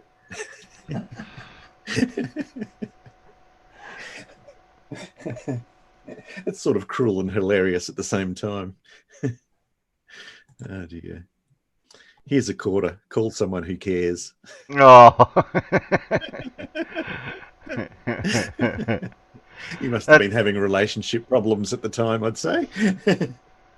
That's like when a flirter complains to you about something. You say, look, yeah. Yeah. Yeah. She got the gold mine and I got the shaft. He was off smoking the banda, wasn't he? Yeah. Yeah, you're right. Yep.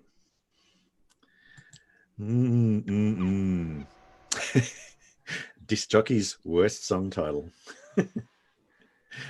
How do you pronounce it?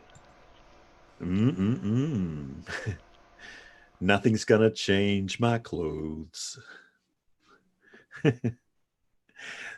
This band actually has quite a few funny song titles too. My uncle used to love me, but she died. No, it's not a mistype. That was the name of the song. Okay. Yeah. You read this one out, Terry. Thank you, Fallon, to me be myself again. Thank you for letting me be myself again. Oh, okay. Yeah, I didn't think of that.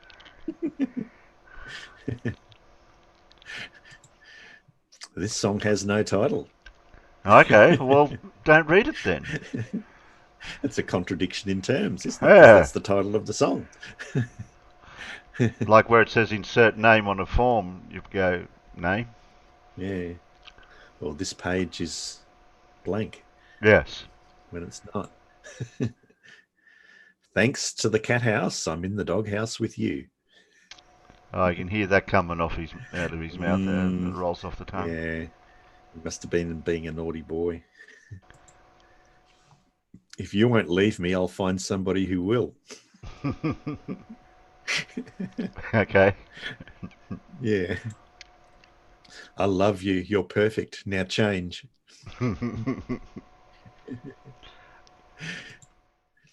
I've got all this ringing in my ears and none on my fingers. Grammatically, I'm it so doesn't miserable. sound right. Yeah, I know. I'm so miserable without you. It's just like having you around. Yeah. Okay. I guess that's another way of saying you can't live with them. You can't live without them. Without him. Yeah. I'm full of steak and can't dance.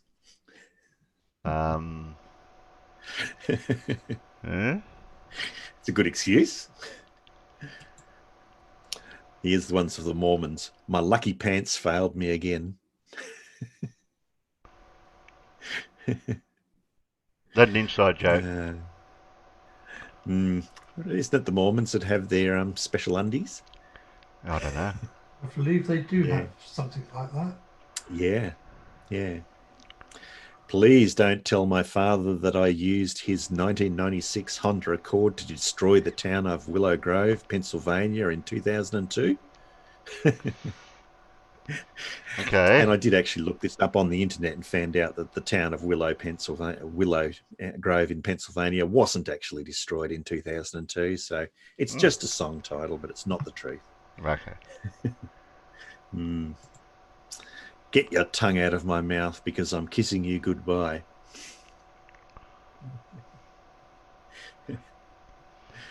If you won't be my number one, number two on you. Oh. Okay. I wouldn't suggest you go around doing that to people who don't want to be your girl or boyfriend.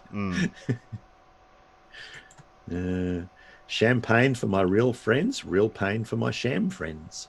It's a good play on words. Yeah. Attack of the radioactive hamsters from a planet near Mars. And I put some of the lyrics from the song in there too. They came in UFOs shaped just like Cuban cigars. Man, oh man, you ought to hear them squeal. Now the whole wide world is their exercise wheel. Weird Al does it again. That's a weird Al. Weird Al again, was it? Yep. Yeah. Oh, this is a good song title too. You know, when the Trojans got that horse and they were like, yeah, this is totally a gift. That's how sure I am. It's one of those things that you can't put into Google very easily. Don't eat the yellow snow. No. Well, always good advice, that. Yes. A detailed and poetic physical threat to the person who intentionally vandalized my 1994 Dodge Intrepid Blue behind Kate's apartment. Okay. I guess that's a weird song title. It might be personal. Yeah. If you love someone, set them on fire. I wouldn't advise that. Yeah, but I'm reading the meme on the front there. Oh, yeah.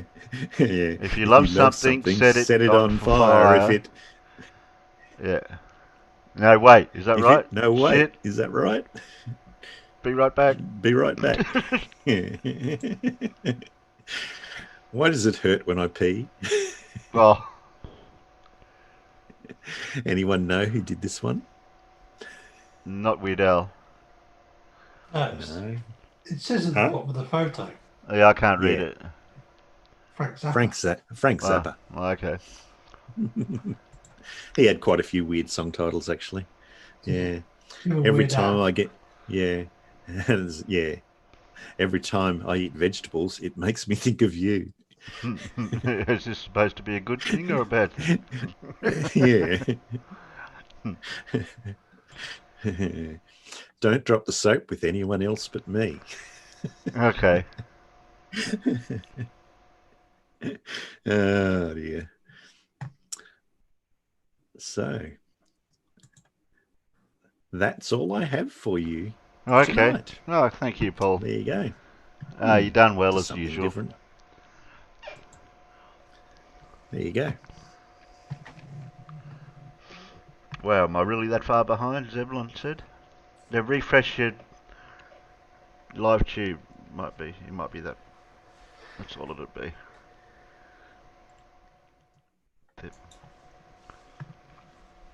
Ah.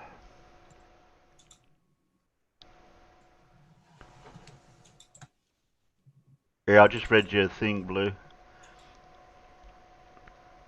I don't know what powers that spanners have compared to what I have to do the same thing or not, so...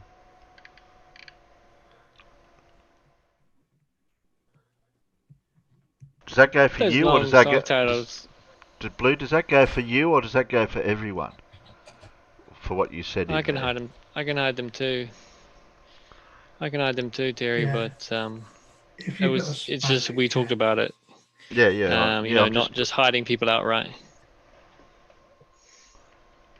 If Blue hadn't have done it, I would have done the next time you got Yeah, but that's why I give spanners to people that are in the peanut gallery. Not, I know we've got spanners in here, but yeah. Yeah, you can't always keep your eye on the side chat while you're actually talking in here, but yeah, in between I was watching it, and Yeah. yeah, if Blue hadn't have I was thinking about hiding him, but I gave him I think I was going to give him one more chance than Blue did. yeah. How many I peanuts? messaged Terry. Yeah, I've got the message. I do see some regulars out in the peanuts that deserve a spanner.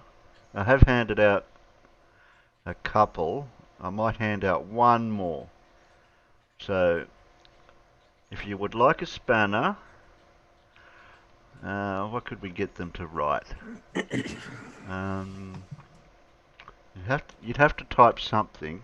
No, don't type the word something. Don't pull that one on me again. Ask them a question about the Industrial Revolution. I don't know.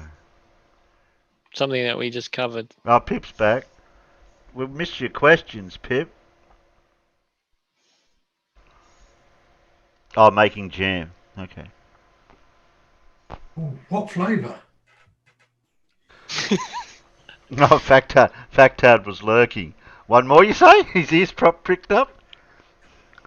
Oh, Factard I goes... think I go back a long way with Factard. So... Dartman says, I think when they were me making please. those Dora the doesn't long get song one because we titles. don't... Sheepy, Dora doesn't get one. For that comment. All right. Not for that comment.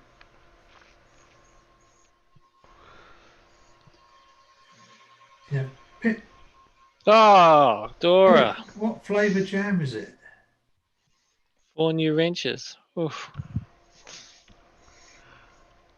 Okay, give a spanner to Pip, Zebulon says. Vote for Pip to get a spanner then. Or Factard.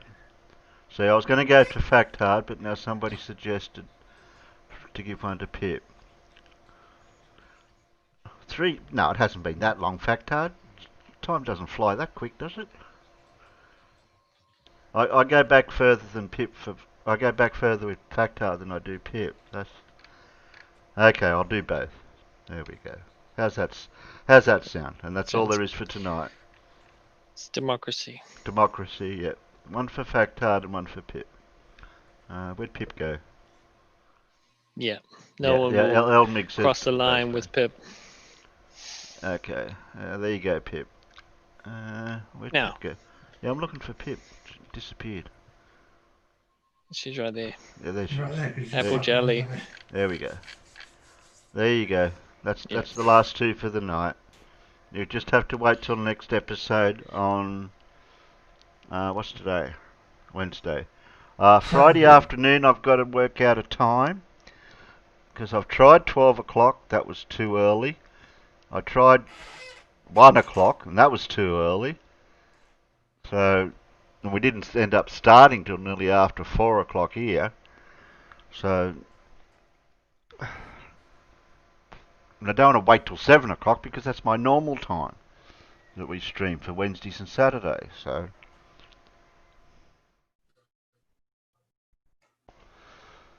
Well, at the minute, you could start a couple of hours early, maybe 3 hours earlier, to catch the early Europeans that are up, because it's 6 o'clock in the UK and 7 o'clock in on the continent.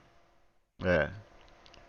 Oh, movie Um, night. Yeah, I haven't been on movie night for a while, Factard, and since before the new format. I may have been on once, but I keep getting invited, but I just haven't been busy of those Saturdays, setting up mine. But I probably will make an appearance back on that show again. There's a couple of other shows out there that people DM me to come on. I just haven't gone back to them yet lately.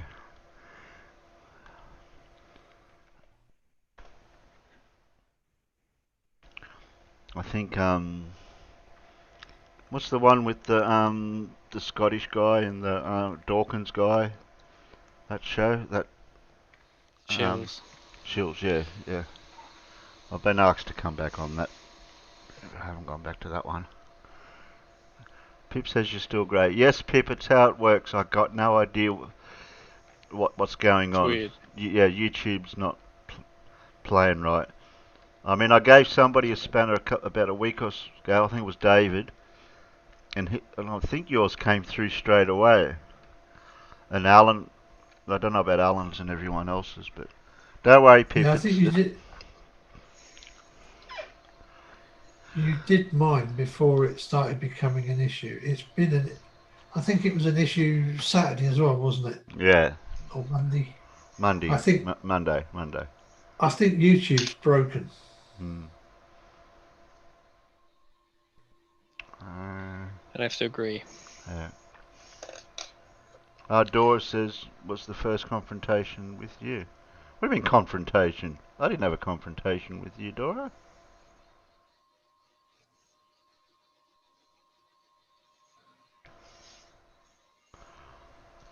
It's only because I'm a megalomaniac I didn't get a spanner then. Well, people that didn't get a spanner. Well, Fred got one. Fred Knott's got one. And Fred Bailey didn't get one. Well, if you come back on either Fridays and Mondays in between show, after show, before show, pre-show, whatever they call it, or Wednesday evenings, normal show, Fred, just remind me then that you can be first cab off the rank for a spanner. Terry, you just said what they call it. It's your show. Yeah. What do you call Yeah, it's a democracy, isn't it? Or is it a dictatorship?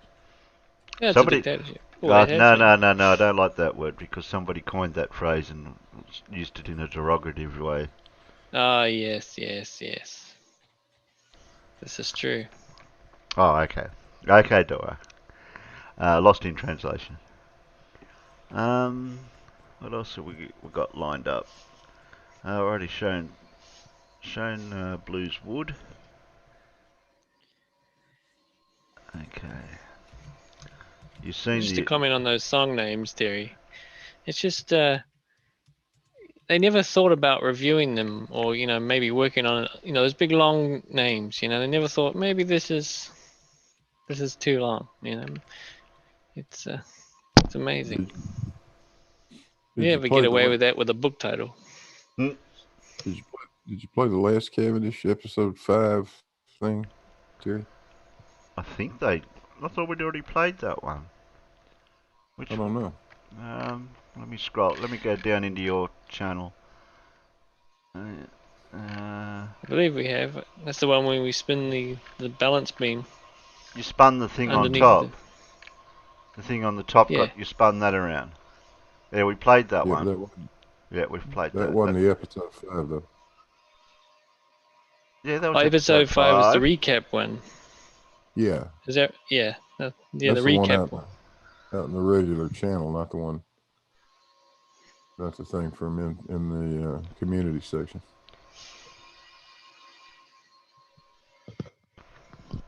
All I remember is I played this one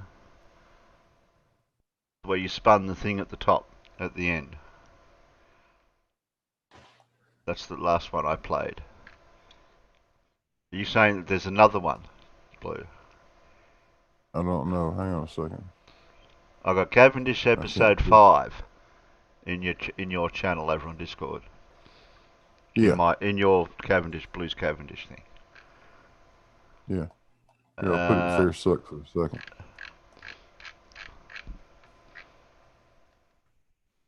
That one. Yeah, that's the one I played. Okay, all right. Yeah, so we're all up to speed. Yeah, that's the one that's over and down in your, where it says Blues Cavendish. I scrolled up. Yeah, okay. That's the same one. All right. Okay, so we're all caught up. Okay, we'll start shilling some bids. There was a debate thing, so I'll get that ready. And while we're getting that, this one goes for 19 minutes. That guy again. This was back in December 18, 2019. Blue Marble Science. Oh yeah, this nitwit doesn't know when to quit. Let's have some fun, shall we? So this is a recap back in December. Wow, that's a long time ago, Blue. Yeah. Time's flown really quick because of this virus thing from last year till now. That's the one where Mr. Sun made his appearance of. Okay. Since Mr. Sun came up earlier, this. We'll play it. Everybody likes a bit of Blue. There we go. We don't have to put the speed up. You can. It doesn't matter. It'll go quicker. Yeah. We'll go to 125. We'll see Okay. We'll see what happens.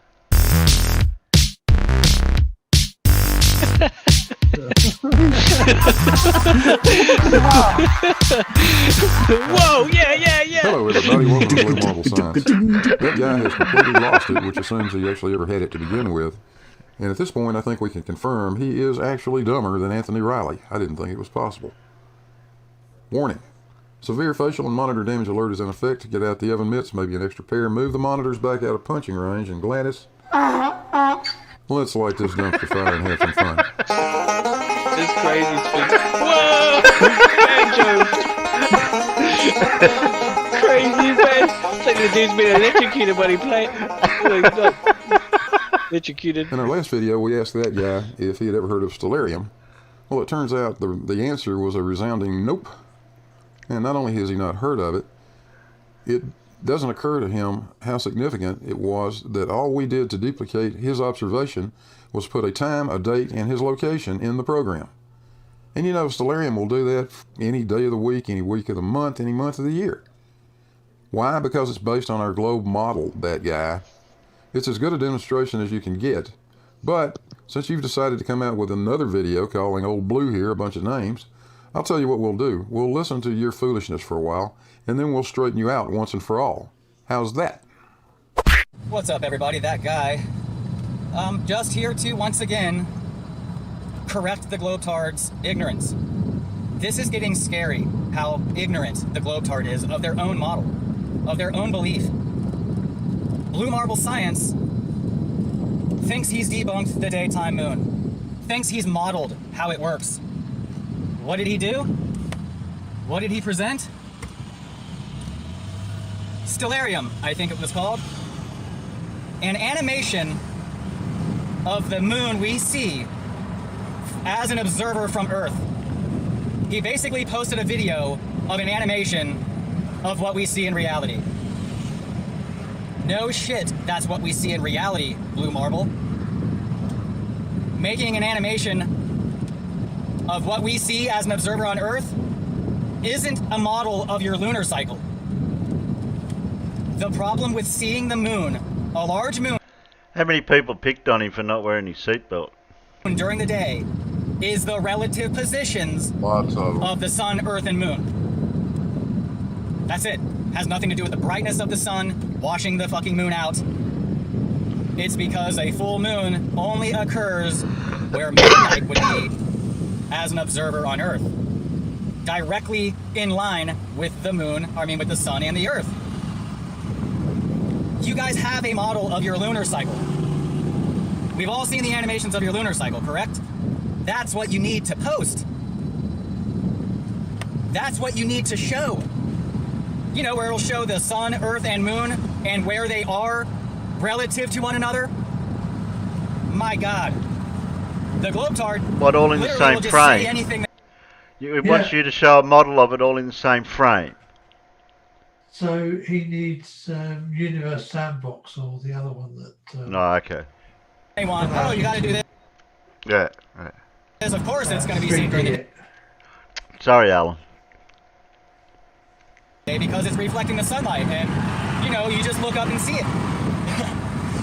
The retard posted a video where all they did was animate my view as an observer, where it showed a full moon in the sun. What's that say? No, dumb ass. I showed you a stellarium simulation that exactly matched your observation on that. I can't read it because it's the red part. That date at that time. Try to keep up. Okay. In the daylight. What the fuck does that prove?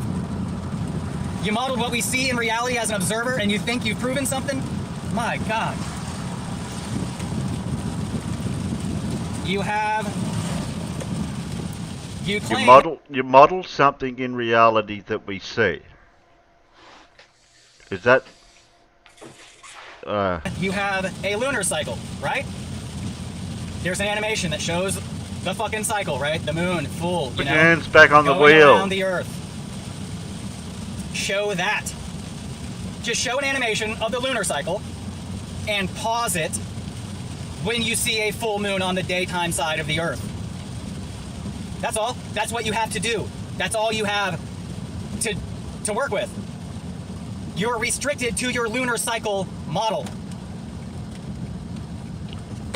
It's scary how ignorant the Globetard is. It's like there is a fucking problem with cognition. Right? The Globetard doesn't even understand the fucking problem with seeing a daytime full moon. Can't even comprehend the reason I say that. The reason it's impossible. 50% of them think I'm arguing that the sun should be too bright to see it. Unbelievable level of ignorance. It's fucking scary. It's terrifying that people are this dumb. It's okay to be ignorant about something, but when it's brought to your attention and you still don't get it, you still argue, you're fucking stupid. Sorry. You went from ignorant to stupid. All you have to do, Globetards, Psyman, Blue Marble, MC, Conspiracy Cats, Wolfie, Wally, Sly, Shauna Hawkins, Mr. Sensible, any one of you morons, just post a video or an animation of your alleged lunar cycle. Pause the animation when you see a full moon on the You're gonna wish you hadn't said that, Dumbo. daytime side of Earth. That's all. You can't see a fucking moon that is at midnight from the daytime side of Earth for the same fucking reason you can't stand on the dark side of the Earth and see the fucking sun. Doesn't take a genius to understand the problem. If you think you can see a full moon that is directly above midnight on the model, because that's the only place a full moon happens, in case you didn't know. At midnight. There's only a full moon. He said at midnight, that's the only time there's a full moon. Can't I just stand on the terminator line and I can see?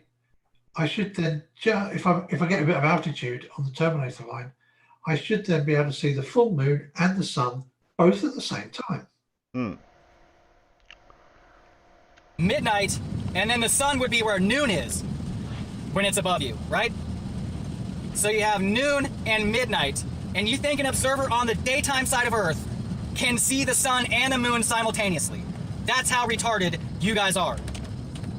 You guys honestly believe you can see 180 degrees of Earth circumference. By looking left or looking east, you see the sun, you look west, you see the moon in blue skies. Yep. And you think you're seeing noon and midnight? Maybe you should look at the road, nitwit. Scary level of ignorance.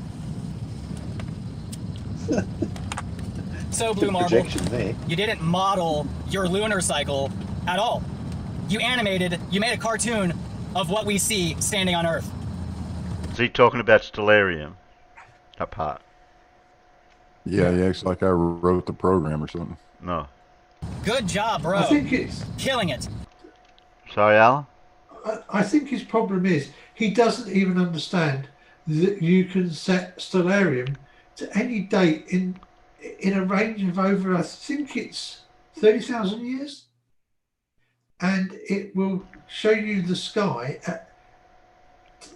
show you the sky at your location down to seconds of accuracy with your latitude and longitude, and then it will show you what the sky looks like and change by the second. Yeah. Over 30,000 years. That's just adding to the list of the things he doesn't understand, Alan. Yeah, I know. The fact that we could set it for the next full moon and show him what it's going to look like at the next full moon, because it will be different to the one he's just seen. But and he speaks in frisbees, okay? That's a bit beyond him. No spoiler alert. No. Yep. The couple of comments. Elmigs, he just couldn't record this video when he was parked somewhere. Now could he? Couldn't he? And Flow Rider, I feel bad for the trees eventually gonna run into. It's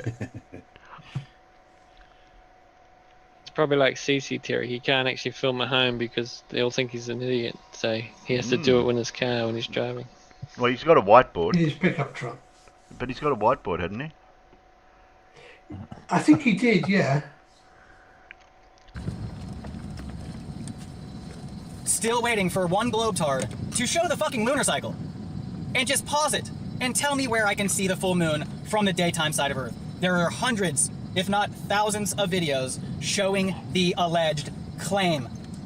The lunar cycle. Hasn't he even seen actual normal video footage of the sun up and the moon out at the same time? That's the part I can't work out. He's saying it can't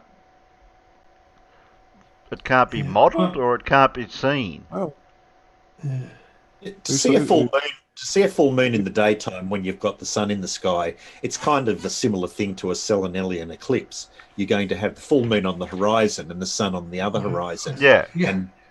And both of them are refracted upwards, and so that's why you see them in the sky at the same time. Yeah. It's the same sort of thing. I was really, really disappointed a couple of years ago because we actually had a Selenelian eclipse visible here.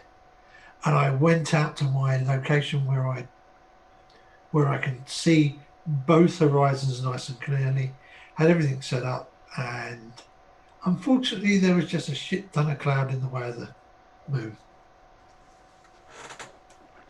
Now, Dora took pictures of the moon and checked it with stellarium. Near perfect match. The error was my picture was not being perfectly level. Ah, Yeah. You got to get it level, Dora. Did he say moonicycle? Well, according to Powerful Jeremy on Jem's server today, Alan, all those clouds full of moisture droplets should have magnified the image. That's the latest claim. That the lots of little water droplets in the air act like magnifying glass and magnify the image. So go figure that one. Okay. Well, let me find something that's a bit softer to bash my head against. Talk about moving the monitor out of punching range. Let's move the desk out of head-butting range. Yep. Moon and quarter moons occur. Use those models. Show it. You're restricted to that model. There is no other model to use. That's why your words mean nothing. You got the tilt wrong, you got this wrong, you got that wrong. Fucking show it. I don't know how to make this any more obvious or any more simple for you guys. You have a model you claim shows the lunar cycle. You claim it matches observable reality. Show your fucking lunar cycle and tell me where a full moon can be seen during the day. It's as simple as that. Anything less is complete and utter retardation. So stellarium's not good enough. I've just realised something. He isn't as pig ignorant and stupid as we think he is. At least he's got the camera the right way bloody round. I never noticed that before. He's not a vertical. He's not a hold the phone vertically idiot, is he? He's not a vertical flirt. No. No.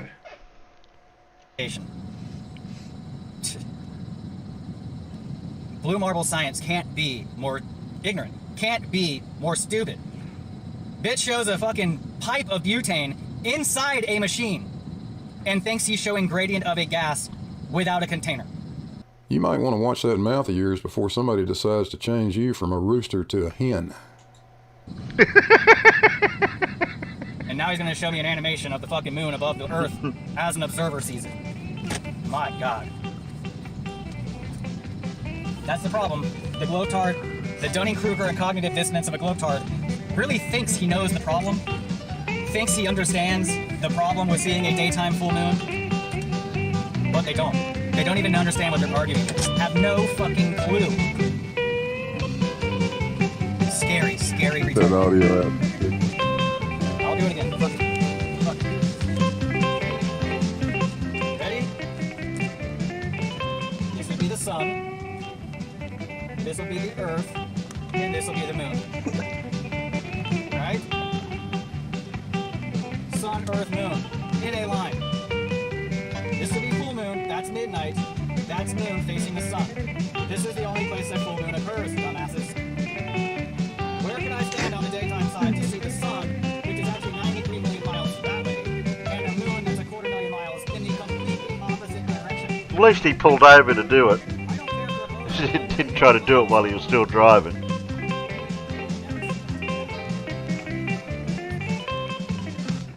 I've made an AutoCAD drawing to depict what's going on. This is drawn to scale, at least the size of the sun, the moon, and the earth are to scale. There's the sun.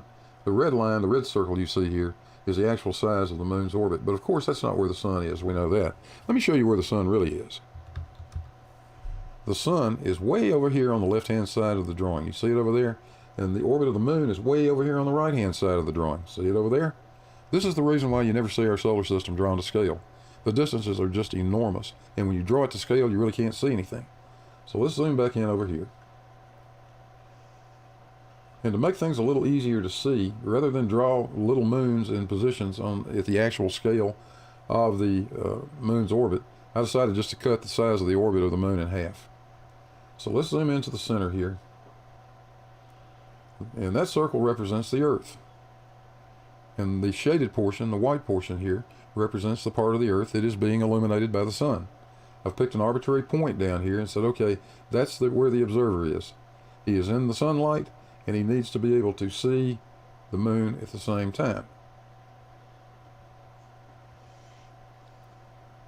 Now, there's no point in doing this for every day in the lunar cycle, just the portion of it that's similar to your observation, which is this portion back over in here. But I drew some of it anyway, just so that we could understand the effect. Now, obviously, just like the Earth, half the moon is being illuminated like so.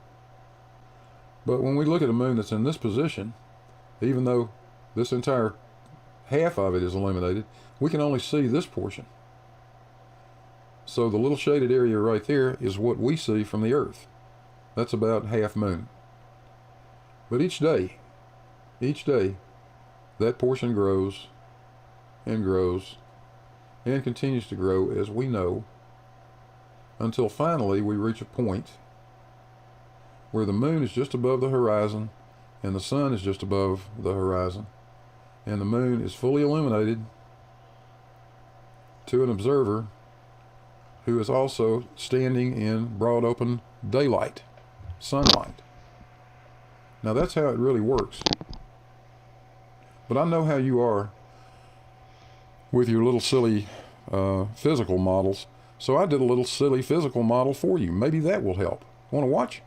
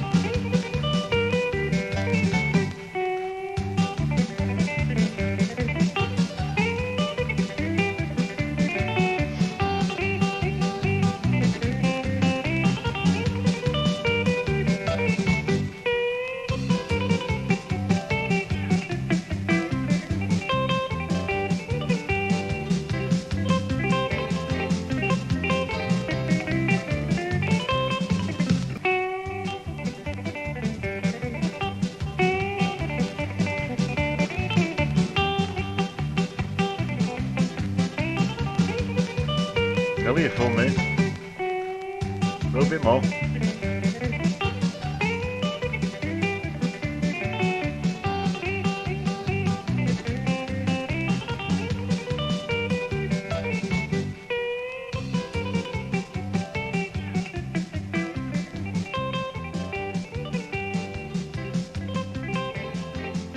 Oh, look, full moon. Where's Mr. Sun? He's over there.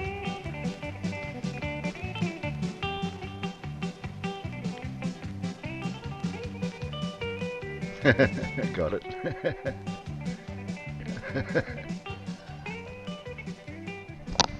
Well, that's all the proof anybody should need. We've given you Stellarium. You can take that program and you can predict exactly what the moon is going to look like in your sky at your location tomorrow at any time you choose. And you can do that for any day in the future. You know, now might be a good time for you to fix this little issue. It would be impossible not to be able to see a full moon and the sun at the same time on a globe. You cannot possibly do that on a flat earth model, and you know it. Now look, stupid and being belligerent about it is really no way to go through life. You really ought to think about that. Thanks for watching, everybody. I hope you enjoyed it. I had fun. If you did, don't forget to hit those like and subscribe buttons down there. There's a link to the Patreon. You'll find that in the comment section also. And we'll catch you guys on the next one. Hey, Gladys. We're out of here.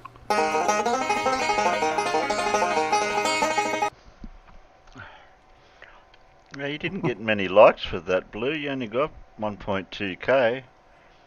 And you only got 10,543 views. Yeah. Oh well, what can you do? Yeah, what can you do? And David said, oh, that's the orange. Yeah. That's the famous orange and Yeah. Mr. Sun. That's Mr. Sun in the orange. Mr. Sun's a hero. Hmm. No, I can't for the life of me understand why the first didn't appreciate that video. I just don't. Yeah. I didn't get it either. I thought it was informative. Well, you got 11 thumbs Very. down, so that was 11 flirfs that didn't like it. Yeah. I mean, it takes a great deal of talent to simulate the entire solar system with a couple of oranges. Exactly. Wow. You ever try to draw on an orange with a Sharpie? You have. Not as easy as it looks. They're oily, aren't they? That's the problem. The thing was, after I've provided this video, I said, "Look, Blue Marble shows it perfectly. Watch this video."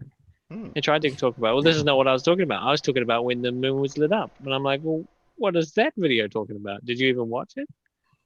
And then they claimed I didn't show them anything. I said, okay, well, let me get a few again, and posted the video again.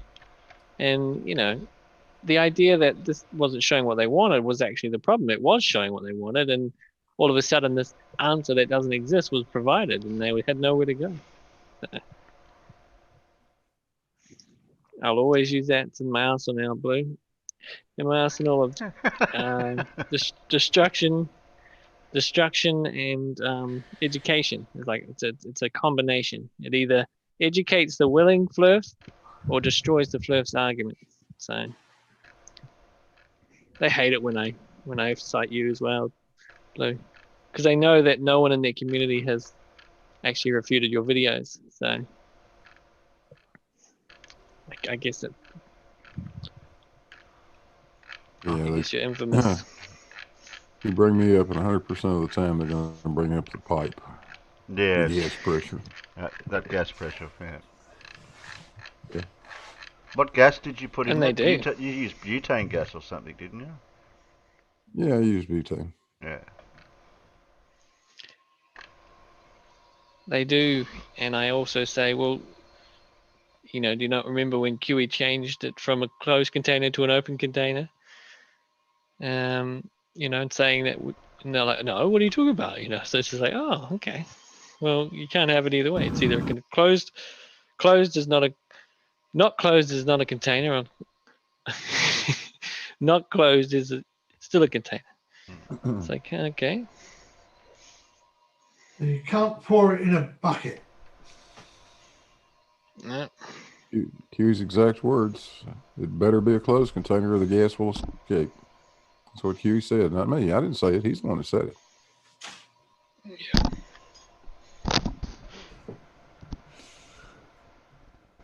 But that's what they do. Well, you beat them, and they just want to play. Yeah, they'll change the rules and move the goalpost again. Oh, Absolutely. good. That's what.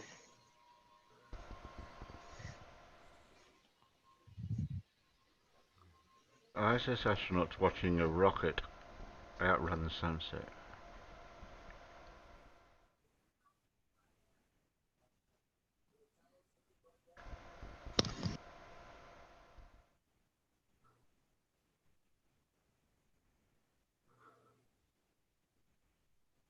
I know it's hard to figure out that one. You're not still playing at a double speed, are you, Terry? Yeah. No, normal. That's normal speed. So it takes off. You can see the terminator line. So what, it'd take off in the dark nearly, if that's what it looks like there. Does indeed.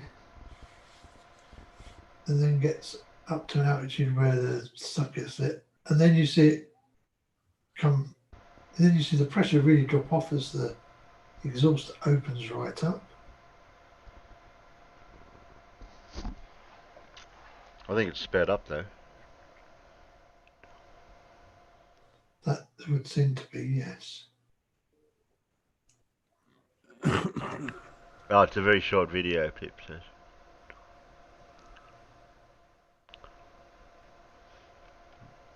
Yeah. I thought it was a bit longer than that. That's not the video I was wanting to play though. Brandry says looks fake to me.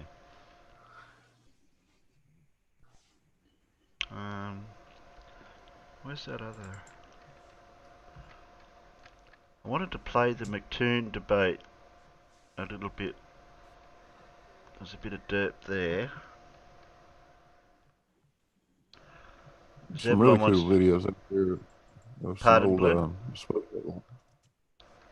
shuttle launches where they launched right about sunset or thereabouts, and you get to watch the thing fly back into the sunlight. Now that doesn't. How would that happen on a flat Earth? Don't think it could. I don't know. Got me on that one. Zebulon said, "What does it mean when hair starts growing out of your ears?" What? Bloody random question. It probably means you're a right old bugger. Oh, okay. Random questions there out there. Where's that video? It should be in here. Yeah, Wally only just dropped that by the look of it earlier. Okay. Zebulon, the day will come when you will see hair growing out of anything as being an advantage.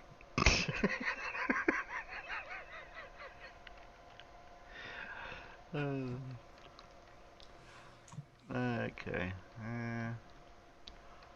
Where'd it go? There was a debate here. That was only recent.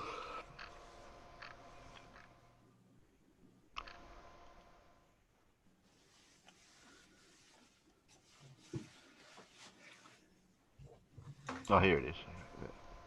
I found it. I had to scroll up to that one. Now I've stopped it there.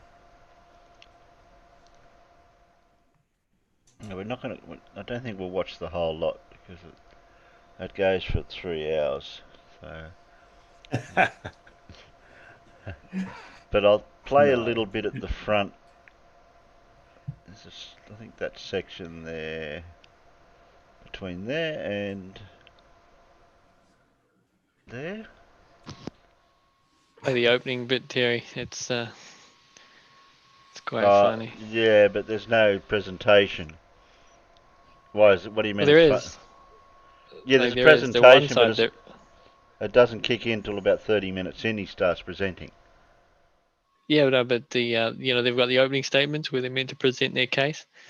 It's quite verbally, funny, but no presentation. Yeah, okay. yeah. It's just the difference is apparent straight from the get go. Okay. So it's quite funny. We could start from there. Okay, we'll see where we are. Share screen. Share. Would that be? It's an auto level. Which type of surveyor would use an auto level? Any surveyor can use Sorry, an auto Terry, level. wrong debate. Okay, because it establishes it? a horror. Just the wrong one. No, the one I was talking about was the wrong debate. You do what you want with this one. I don't know this one. I apologize. I thought it was the other McToon debate. Well, just give us a rough rundown of the one you're thinking of. The one was between Right the Hand. It says McToon versus Chris. It was on Modern Day Debates. Oh, okay. Oh, that was a Modern Day Debate. Okay. No, Yeah. this is McToon's channel. Yeah. I think this would be more fun derpy than the one you're talking about. Yeah, he Right, was also right. it was also McToon, but different thing. Yeah, right to hand's not really anyone doesn't No. mean anything. Horizontal listen to plane this of little bit. reference, right? And he does present after this. It establishes a horizontal plane that you would make measurements from, and then you make curvature corrections as you need to. Curvature corrections within the horizontal plane. Curvature corrections to your measurements after the fact. You make curvature corrections to your measurements. Yes. Oh. You not just sort of measure what you measure when you look through the scope. You measure what you measure, you write that down, and then you apply corrections as necessary. Okay, so when is it necessary for you to apply corrections? Because I've never heard of that. Well, you can look at the surveyor, National that's why. Geodetic Surveyor. You can look at the National Geodetic Survey manual on geodetic leveling. It will tell you. Okay, can you not tell us? I'm sorry? Can you not tell us What is it you want me to tell you? what the when the corrections have to be applied? Because you know we've got a test, right? Is that what we're talking over tonight? Yeah. Go back to your question. water level Don't test, right? wait. Go back to your first question, then don't segue to the other topic before he gets a chance to answer, though, right? Right. Let him answer. Yeah. So, Bev, let's get the wordiness out of there. What is it you're asking me? Which one?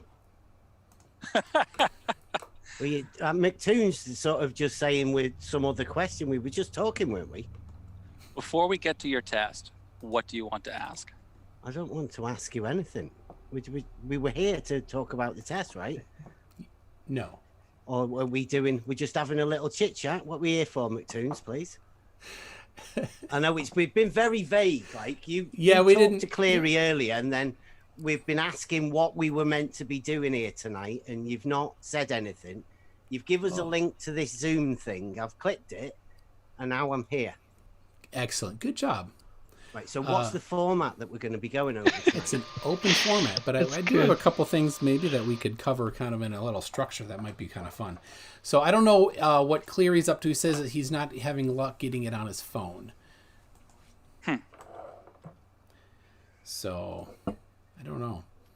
Maybe he needs to open some high IQ tabs. What do you think? I could send him some tabs. You could send him some tabs. I don't even know where he lives. He's in the U.S., I think. Let's go with that. So, all right. So I think the question Bev was asking was when or how do you apply curvature corrections when you're in the process of doing surveying work? When you cover a certain distance, you need to start applying curvature corrections if to meet certain accuracy requirements for whatever the project might be. So can you give an example of what a requirement might be, and then how you'd and what distance might be the right? So, well, actually, plane surveyors do account for curvature anyway in their elevations. So you always need to apply curvature corrections to your elevations. When you're using your theodolite or your total station and you're measuring those distances, you need to apply the 8 inches times the mile squared elevation correction. It's expressed a bit differently for surveying because you understand 8 inches times the mile square. We're mixing units there. We've got to have everything in the same units. So the correction becomes 0.024 times feet expressed in thousands. So a mile would be 5.28. And that's squared. Okay, so that would be the curvature for a certain point, right? Of a imagined radius, right? It's not imagined. Right. So, but there's many, isn't there?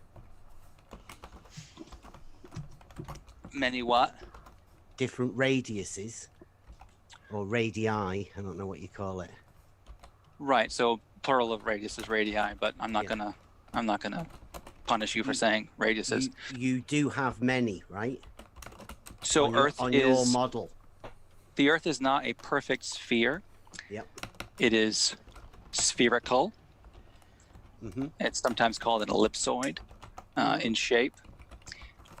And the 8 inches times the mile squared is plenty accurate enough for point to point of a control network.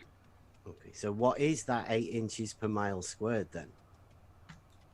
It's an elevation correction for curvature. Okay, and that is everywhere? In every direction. Okay. So you saying when they have a tool like an auto level that establishes a horizontal, you say you need to establish a curvature correction, you say? So in auto level, so differential leveling is a little bit different than trig leveling. So trig leveling is what you're doing with a theodolite or a total station. With differential leveling through an auto level, generally speaking, if you keep your foresights and backsights equal in distance, you can get away with ignoring curvature correction over a short distance, but you should apply it when you're getting into longer and longer distances between benchmarks. What do you mean by longer distances? Do you mean like in your transitions? You know, like 30 feet or something. Oh, no, sorry, 100 feet, 30 meters, something like that. Like so I know if you go above that. I know that you're a huge fan of me saying I don't prefer going over 100 feet between the auto level and the level rod. Yep, that's where you take your measurements, right? For anybody not. I say that distance because that's my personal preference, because the rod gets harder to read the farther away it is from the auto level.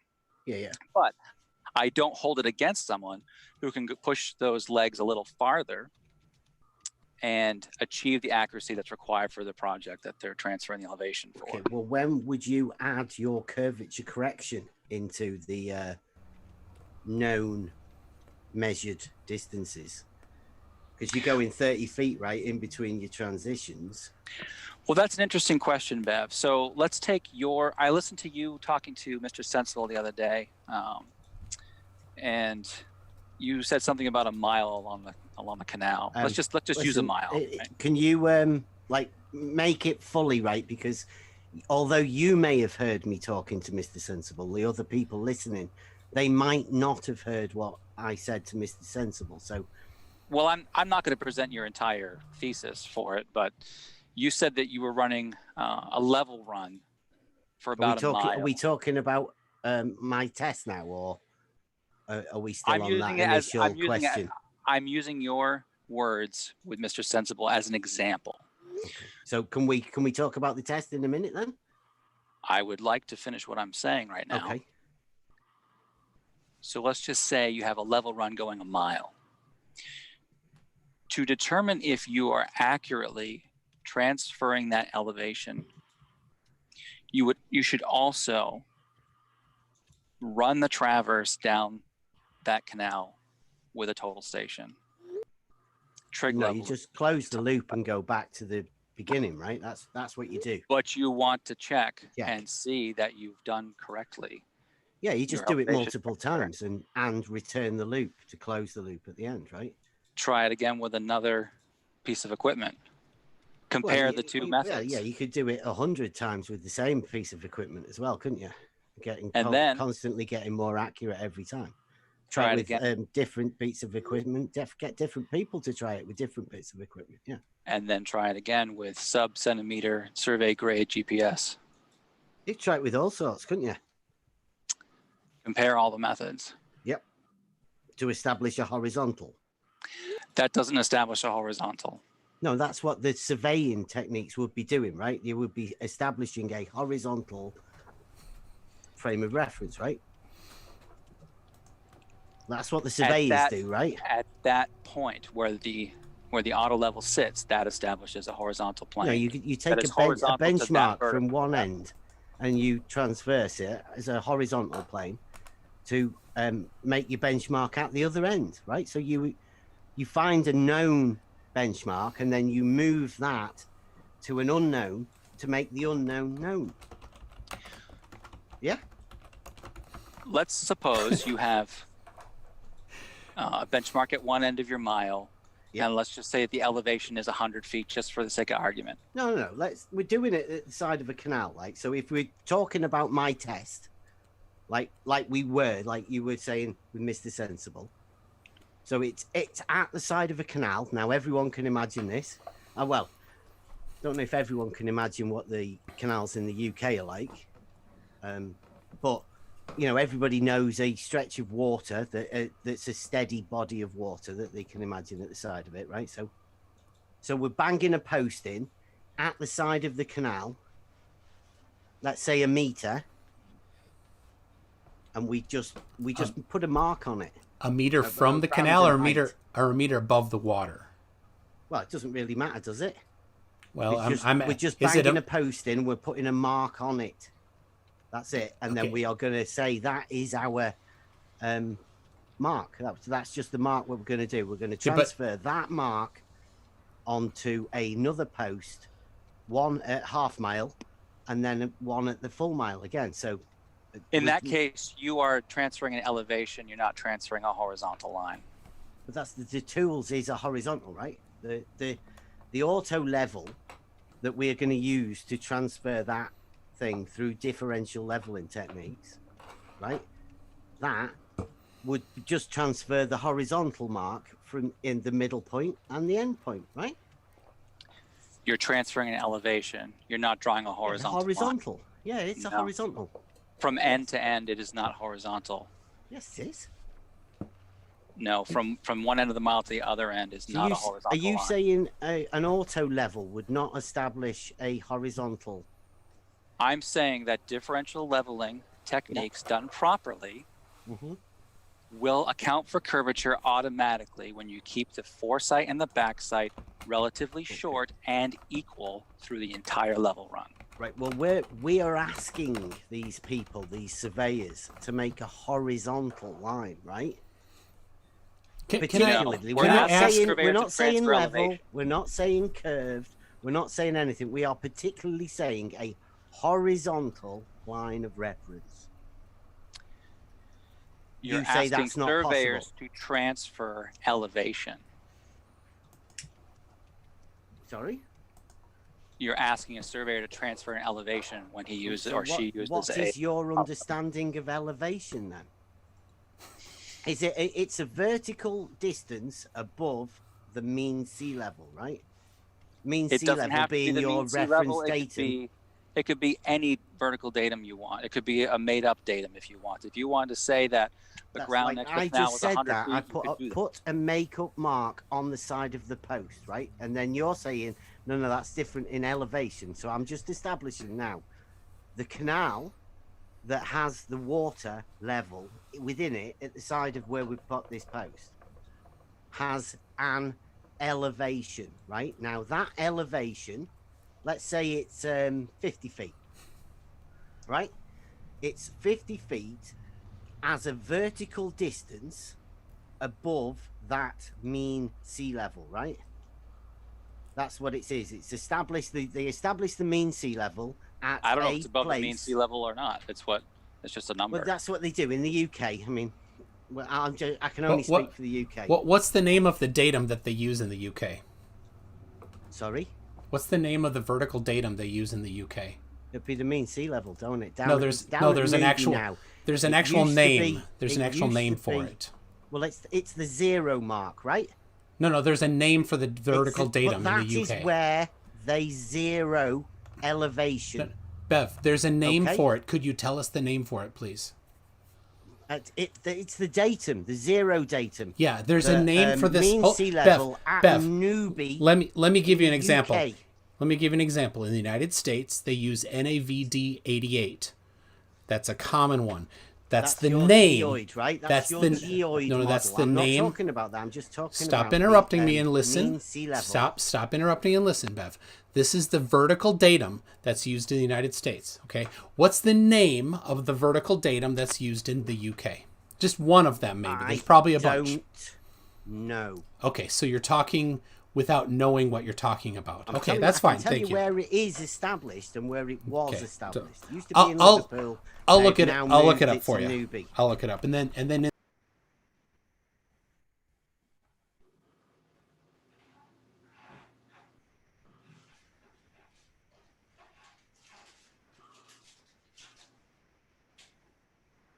Was I muted? Sorry. I paused it because I thought Alan may know of what it is. The mean sea level datum is taken down somewhere on the southwest coast. There was a recent Tom Scott video about it. Okay. Because it varies a bit, but I think we use WGS 81 quite a bit in the UK now, because obviously so much stuff is done with GPS that that an awful lot of references are done to the WGS 81 geoid. Okay. But yes, in the we future, do you use could actually mean sea level. Right. Be informed about it. But go ahead, you two, keep going while I do this for you. On So your Bev, behalf. if you have It's a 50 feet vertical. It's a vertical height above that datum, right? That if that's the 50 datum you're foot. referencing. Yeah. If that's the datum you're referencing. Well, when it says on the maps 50 feet, right, it means 50 feet elevation as a vertical distance above that mean sea level, right? That's what it means. So you're trying to I'm just make a getting you 50-foot to elevation confirm. mark at the other end of the The mile. elevation that you read on maps everywhere is a vertical distance above the mean sea level, which it would be a zero. That's your zero datum, right? That's why it's 50 odd feet or 50 feet. It means 50 feet above the zero. They establish a zero somewhere, right? Yes. Terry, And I when you just read checked. elevation, it is a vertical. I've just checked. The UK Ordnance Survey datum is at Newlyn in Cornwall. Brainery just got it too.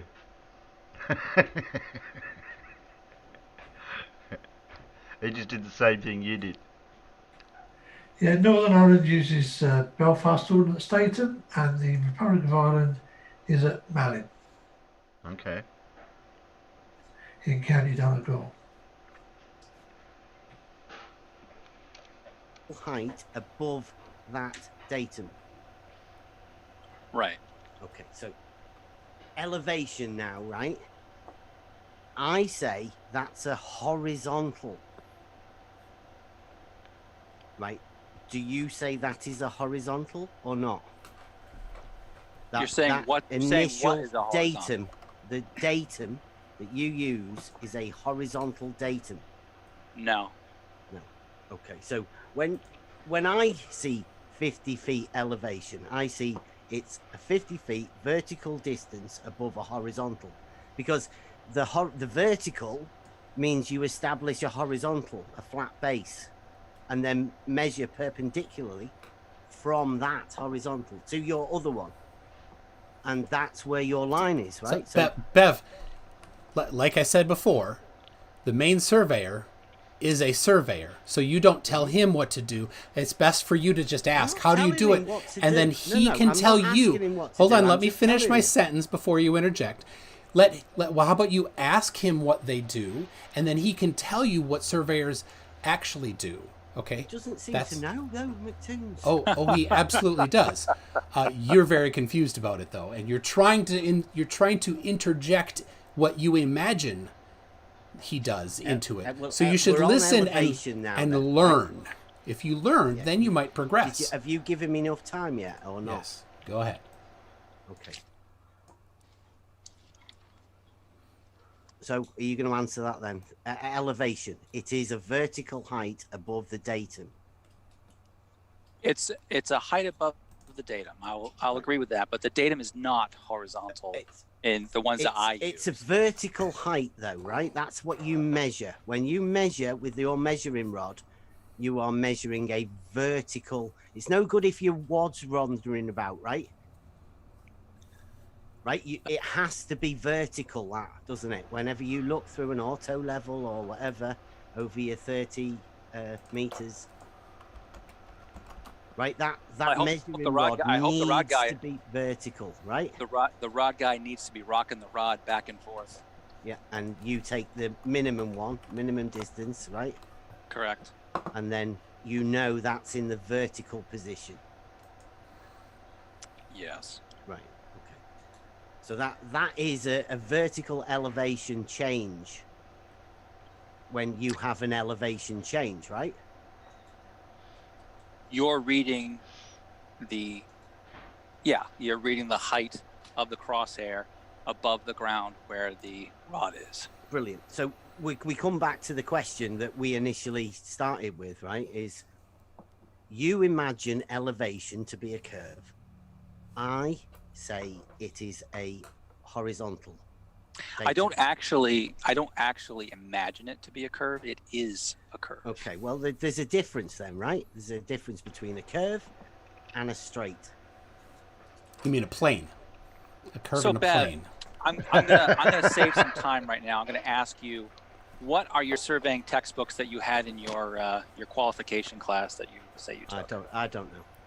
You don't know. I don't have. What surveying textbooks do you have in your house? I don't have any surveying textbooks in my house. You have put pictures of textbooks on Twitter in the past. Did you sell them or burn them?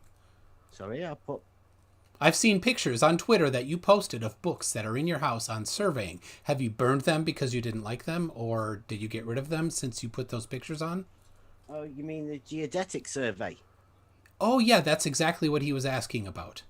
No, that's not a book on surveying, is it? It's not a textbook on surveying. Oh. Come on, Toons. Okay. Bev, I have in front of me Elementary Surveying, 7th edition. Brilliant. And it says, datum, any level surface to which elevations are referred, for example, mean sea level, you're going to love this, also called a datum plane, though not actually a plane. I don't know, you broke up then. Did he break up for you as well? Nope, he was perfectly clear to me. Why don't you say it again? No, he's going to say it again. This is good. Well, you need to hear it. Yeah. So, datum, any level surface to which elevations are referred, for example, means sea level. You're going to love this part. Listen up carefully. Also called a datum plane, though not actually a plane. Okay. And it has this nice graphic that goes with it that shows mean sea level as an example of a datum, and it shows it as an arc. You explain to me how an arc is horizontal, because you seem to think that mean sea level is horizontal.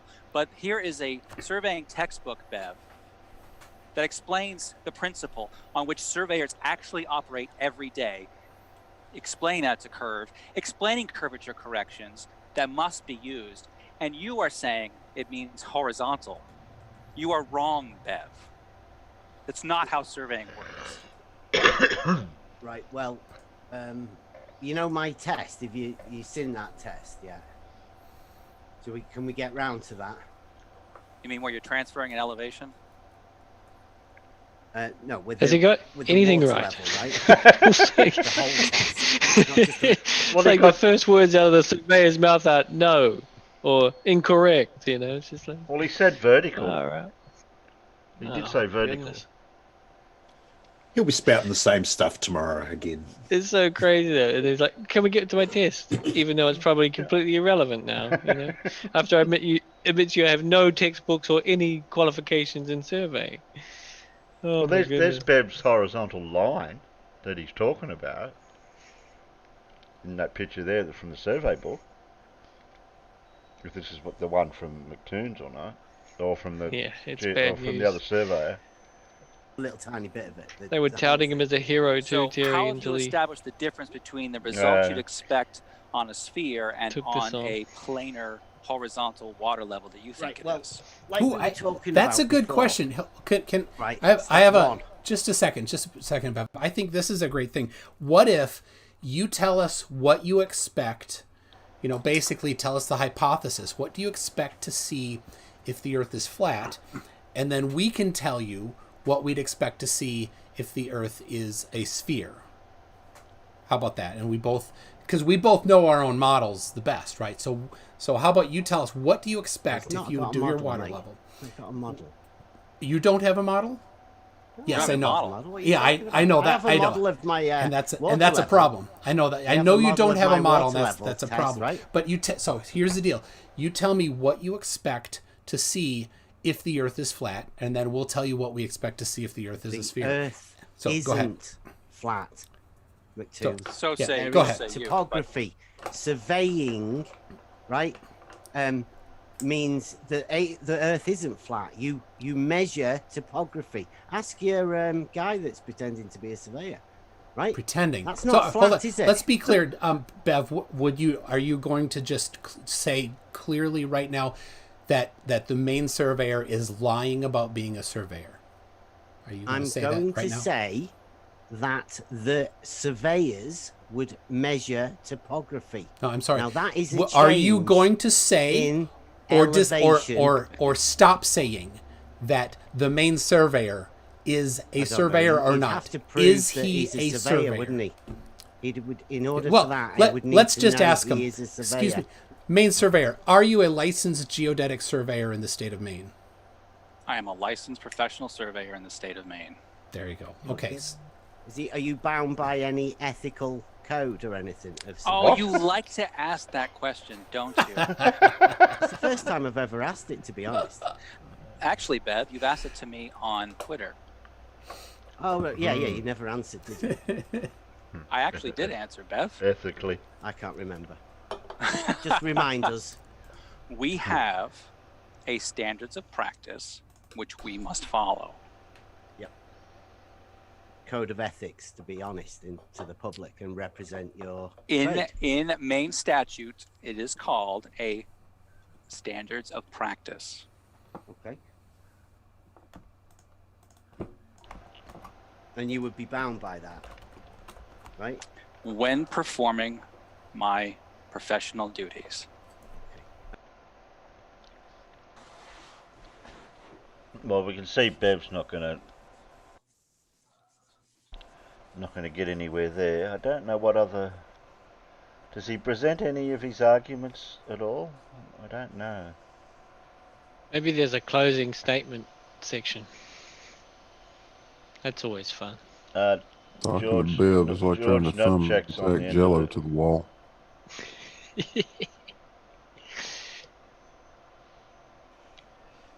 I don't know what this is at the end here with George in it. I thought it was just between the surveyor and Bev. George probably couldn't join the call. Oh, in it, we've got something here.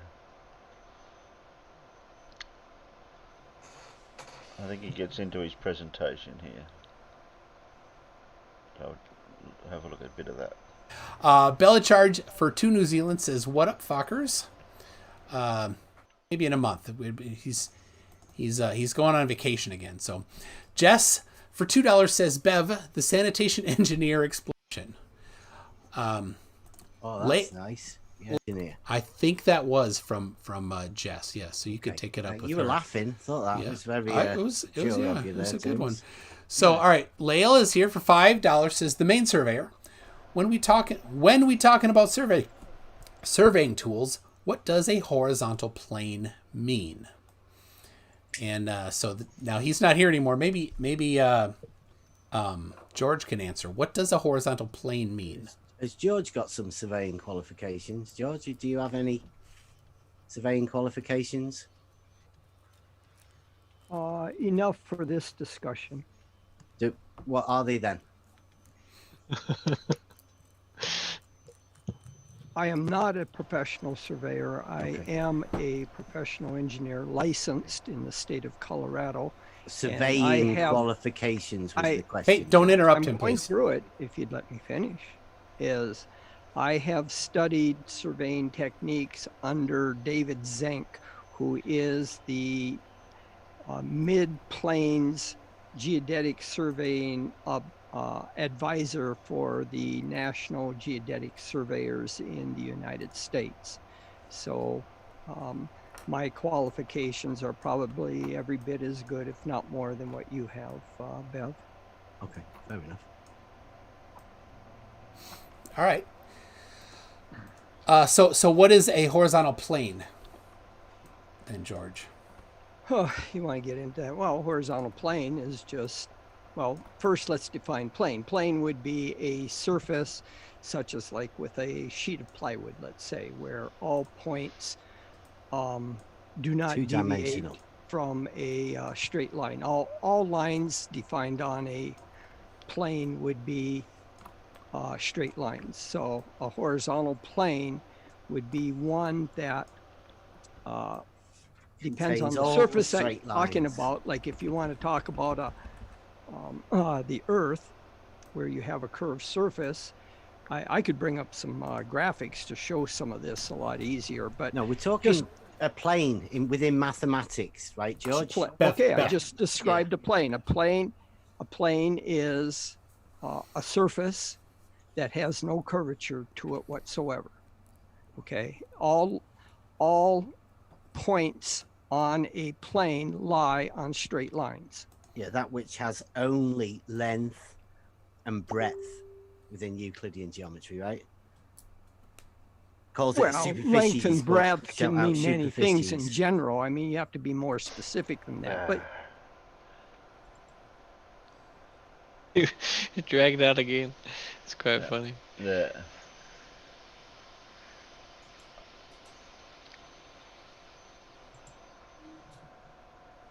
I thought we might. You know his test is that he wants to do. Do you know it, Terry? Oh, the water level test, yeah. Yeah. He wants to use like, I can't even remember how long, but a lot of tubing, like kilometers of tubing. I'm like, what are you going to lift it with? And he's, what am I going to lift it with? I'm like, yeah. Do you understand how heavy that is to move it into place? You know, like, man. What do you think he's going to get on one end of it and just pull it a mile or something? You know? It's crazy. I don't know, it looks like he's doing something here. I am still at your disposal to yell at Bev for 15 minutes so this goes viral. McToon, I just want to reiterate something here. Rumpus wants me to make sure people understand this. Rumpus? What? Yeah, well, he Skyped me here. I'm making a bill. This must be really important. Let me just state this. It'll just take 30 seconds. Is that the water levels on your risers in your water level, those levels will all be the same whether you're on a flat earth or a globe earth. The only thing that's going to change is the gap or the distance between the top of the water in the water levels and the horizontal tangent that the surveyors are going to establish. The water levels on each of the risers will all be the same regardless of being on a flat earth or a globe earth. They will not change. And so you can't conclude anything from that. That's the key. Wait a minute, George. That's the key. One of them would be horizontal, right? It doesn't matter. I'm not going to go through. Do you mean it doesn't matter? One of them would be horizontal, and the other one would drop away from the horizontal. The only way you're going to be able to tell anything is by looking at the gap between the top of the water just told you to say that. And the tent and the horizontal. That's your claim. Is he replacing the word level with horizontal? Is that what part of it is? Yes. Yeah, because it's always had me beat when he's talking, and I'm thinking every time he says the word horizontal in the sentence, I'm thinking, do you mean level? Bev's contention is that level and horizontal are the same, which is obviously not right. But then again, you couldn't even make a good idiot out of Bev, so what the hell? He's an inquisitive parrot, you know, because he repeats in a question everything you say. You know. Okay, we'll jump. He's the only one I know. We'll see if we've got any closing. as the way Closing, the crow you mean flies, like if you end? establish 3 straight lines, connected them together into a triangle, yes, they would sum to 180 degrees. Okay. All right. We need to get. We need to you move see on. this? No, Bev. I You need see you to this be here? quiet, Bev. No, Bev. What? I don't see it. I need you to be quiet, Bev. You don't, Yeah, that's. you don't see. Yeah. You want to I'm look at just that gonna ball real quick explain. right there? Yeah, doesn't want yeah, That's really cool. Yeah, those are curved lines, but we're talking Right. about chords. Chords. What's Yeah, a so chord? when Do you we know what chord when we is? need to measure the angle, All right. Those Whew. angles that you have, Oh, those are me two too, deserts man. on the surface. You won't. And All those right. sum to Jo- more than George, 180 George, degrees. George. Yep. I ahead. gotta move on. I Yep. wanted to be done That's fine. 45 minutes ago, so I need. But I I have hear to. you. I have to read the Okay. super chats. So Bev and Cleve. I'll leave it there. We'll just have to see what the next installment of horizontal is. I mean level. Sorry. Now you got me saying it.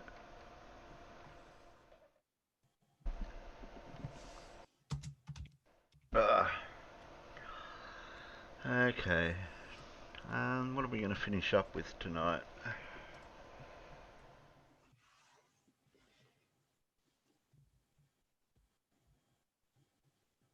I think that's about all I've got. I cannot see anything else lined up.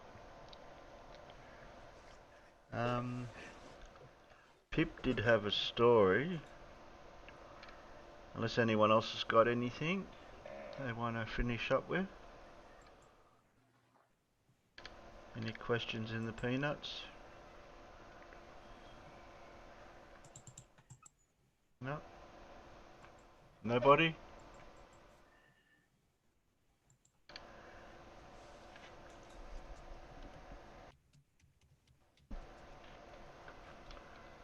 Yes, Pip. Have you got a recent one? Have a look. Show you shit.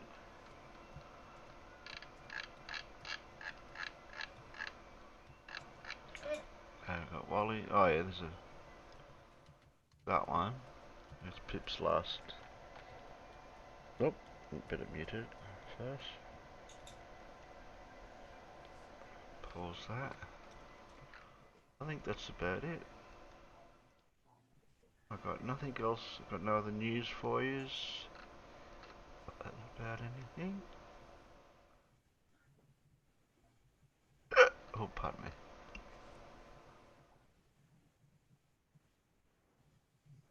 How long does that go for? That goes for 5 minutes. Sensible. How long did that go for? That goes for 23 minutes. No, sorry, Mr. Sensible, that's a little bit too long.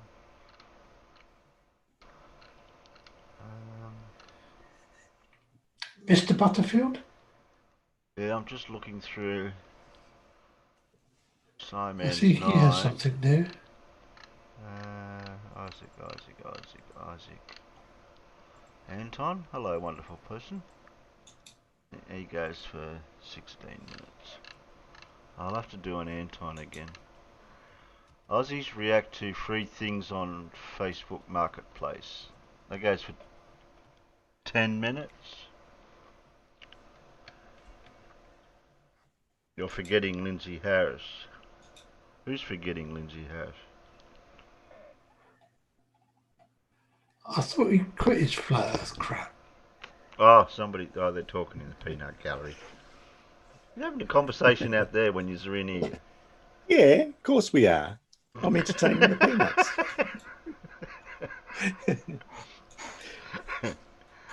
I can shut up for 5 seconds if you want to have a conversation. No, you're doing all right, Terry. Okay. Anyone want to watch an Isaac video out there in the peanuts? We'll see what the peanuts say. I don't think all of them know who Isaac Butterfield is out there. Pip says there's a rude word in the story. Who's that? Well, you'll have to put it in the swear jar, Pip.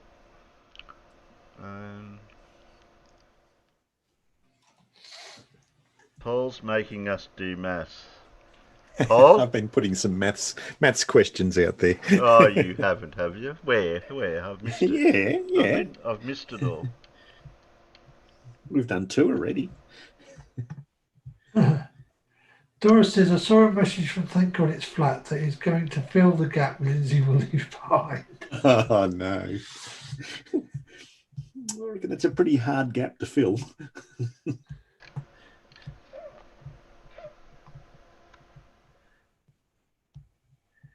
Been talking about beer.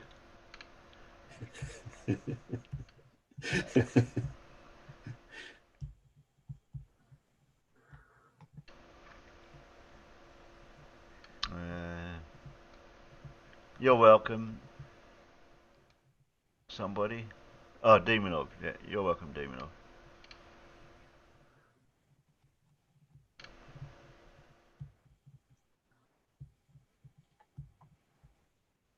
That cancel culture guy, Flowrider wants to know, is he the comedian, that cancel culture guy? He has done a little bit about cancel culture, hasn't he? And he's certainly not what we would call PC, is he? Thank God it's flat. I'm sorry about Lindsay. You'll just have to watch reruns.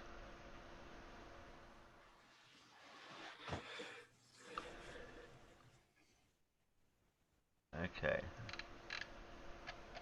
Where are we?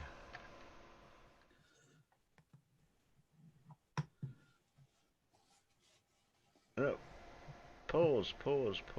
Start that again. Well, I haven't heard any negative votes. We're going to be running a bit over time. If we squeeze Isaac in and then Pip. Yeah. So share. I haven't done Isaac for a couple of episodes.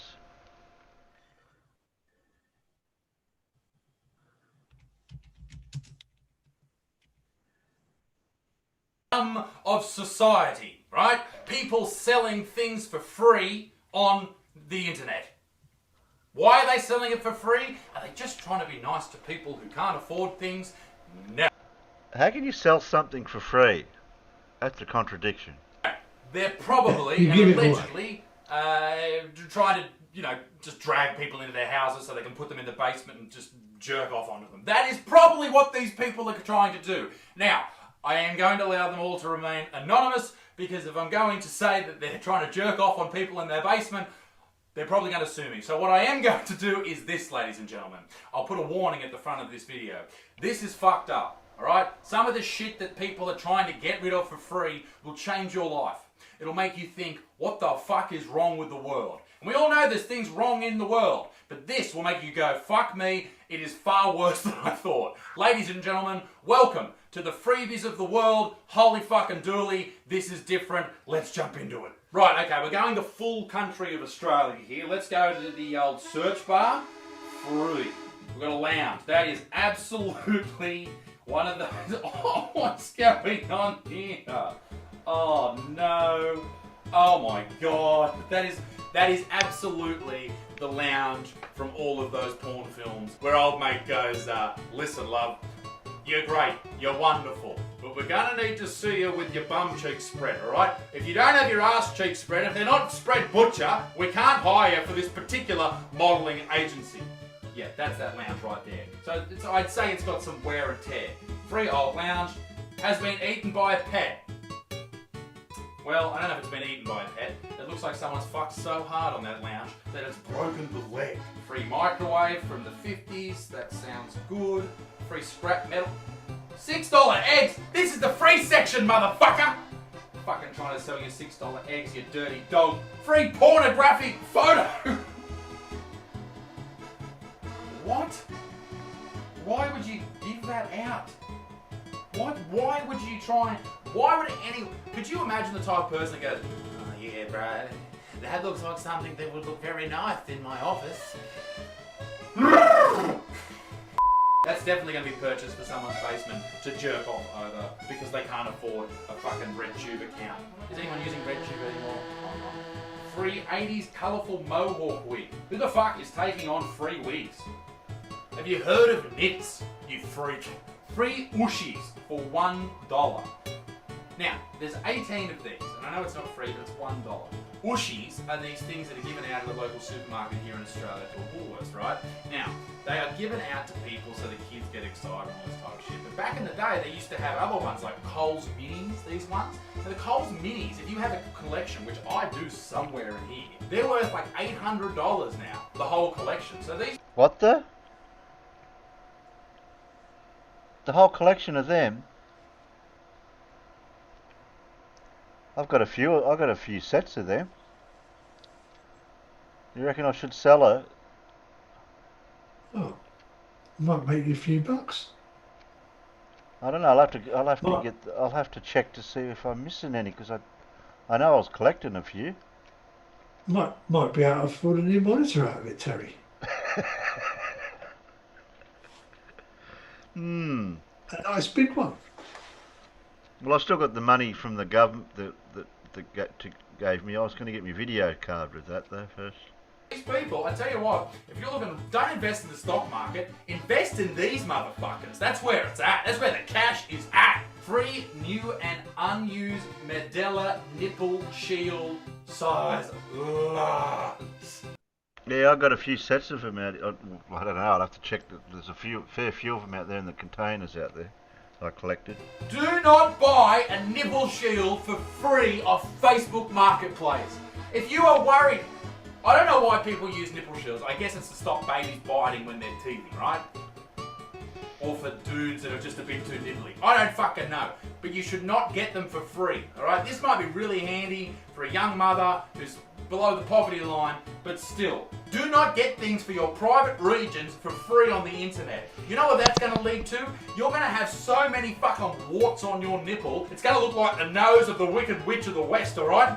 You're going to look like a big, warty nose, you fucking grubs. Large 24 mil, that's a big nipple. Fucking dinner plate motherfuckers. Free, clean beach sand. I assume this is a man just standing at the beach offering free buckets of sand, just trying to make friends. Free smoked kippers and herring. These are the ones that John West rejected, alright? If you are buying, never opened and bought an Aldi last month. Self-pickup at Quakers Hill train station. Oh my god. Do not. I will pay for your free kippers and kelpers or fucking fillets in brine. Alright, I will pay for them. I will send them to your house.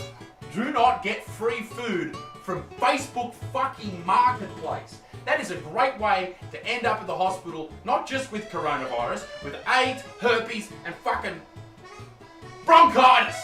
Free toilet brush. What? Toilet brush. Yuck. Free soy milk. Ugh. As if soy boys weren't bad enough. Now they're giving it out for free. Join us. Join the soy cult. It's a great time.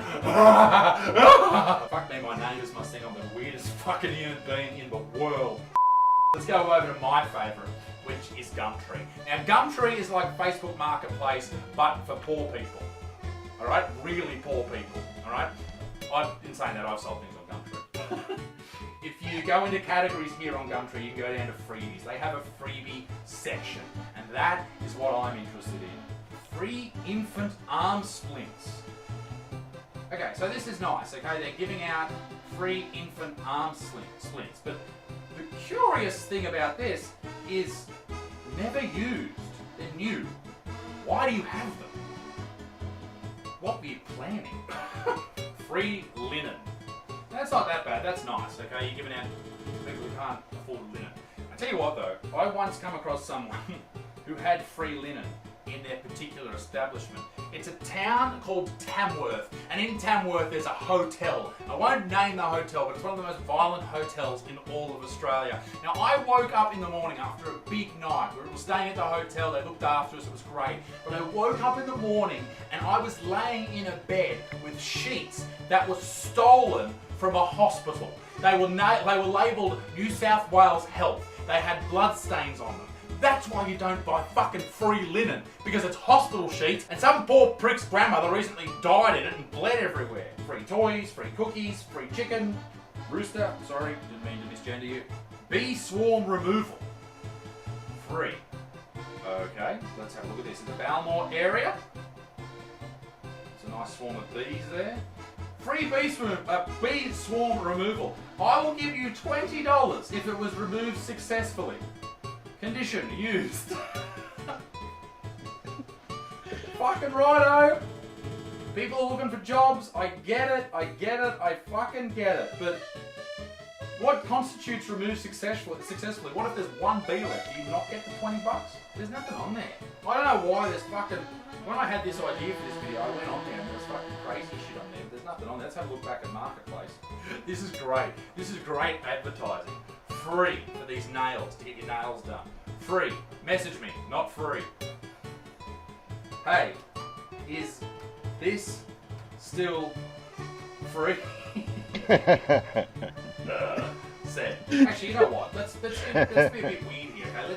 We can't just rely on the search results. Let's look up some stuff on Facebook Marketplace. Sex toy. If anyone is out there selling sex toys, this will be holy dooly. What is that? Why did that come up in sex toys? Are they using that as a sex toy? What the fuck? Why did that come up in sex toys? Hot toys, Jessie doll, this, that. Okay, I guess that comes up in sex toys, the dress, but fucking poor Emma the Wiggle. As if it's not bad enough, she'll never be Greg. Now she's getting jammed into fannies everywhere. What the fuck? A Cabbage Patch doll that's been signed on the arse. $40. The fuck is wrong with people? I think I've uncovered something very strange here on the old Facebook Marketplace. Ladies and gentlemen, we found the best thing on Facebook Marketplace. A micro vibration massage around the eyes. Panga O eye massager, rose red. Massage the skin around the eyes. This gentle mini massager helps improve skin tone, reduce wrinkles, and you have a big old whap. You got a big old wet ass pussy. That's what you got. No fucking eye wrinkles, and you got a wet ass pussy. That is hilarious. Who is buying a $25 vibrator on Facebook Marketplace? If you are doing that, you need to have a good hard look at yourself. Why are all these ushy things coming up for fucking vibrators? What is going on Facebook Marketplace? Honey. Who is selling honey? What? Let's go back to free stuff. Free nappies. That'll come in handy. I hope they haven't been shat in already. Free full recycling bin. Nice. Free lube containers. Wonderful. So many free ushies. Who's swapping them? Oh my god. That table looks broken as fuck. Solid wood table. How is that a solid wood table? It looks like Clementine Ford fucking tooth gap. Right, that's it. I've had enough of this bull fucking shit. I have no idea why this annoys me so much. But ladies and gentlemen, please, if you are on Facebook Marketplace and you're looking for things for free, please do us all a favour and pull your fucking head in. And if you're selling dildos as eye massages and free sand and all that weird shit, I've got a message for you. Fuck you to the moon, you weird fuck. Be a good motherfucker, peace to the Middle East, be dick stinks, keep it moist, and I'll see you all very soon. Toodaloo, bye. Oh dear. Some of the weird things you find on those free sites. Yeah. Free sand. We found some weird shit yesterday, didn't we? Yeah, we were looking at some stuff. We didn't finish looking though, because I had to go. Yeah. Oh, apparently that bass guitarist is fairly well known. Really? That owned that Dolomite. That owned that tribe Dolomite. Okay then, I'll do all the rust work and everything in it, and then we'll resell it, and I'll split the profits with you. How many years will it take you to do the rust work, Terry?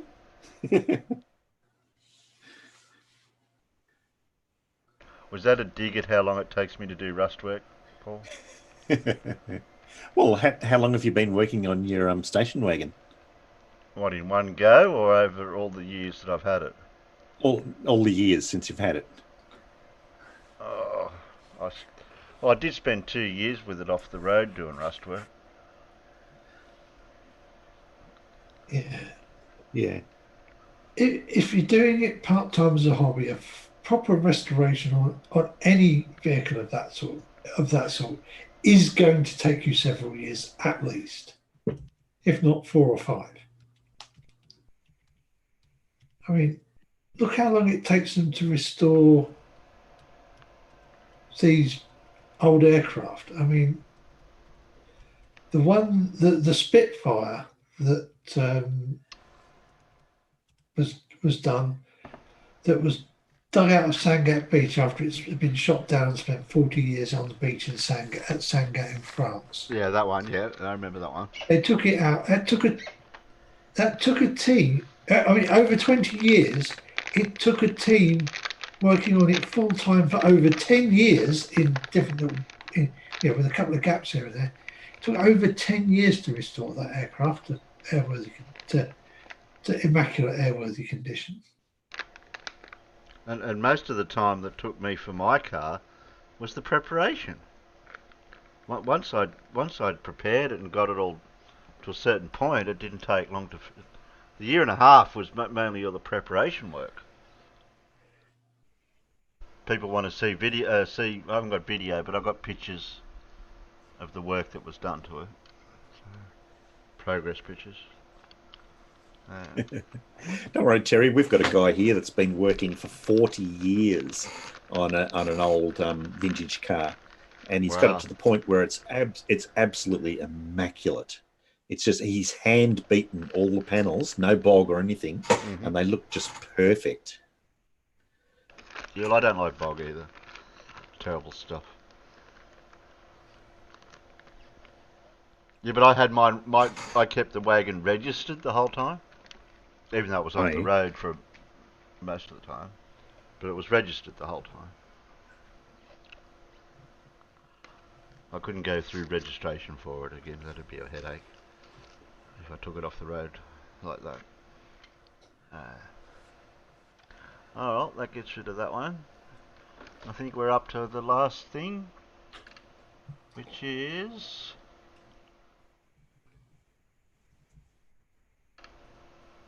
Any peanuts want to guess what we're playing now?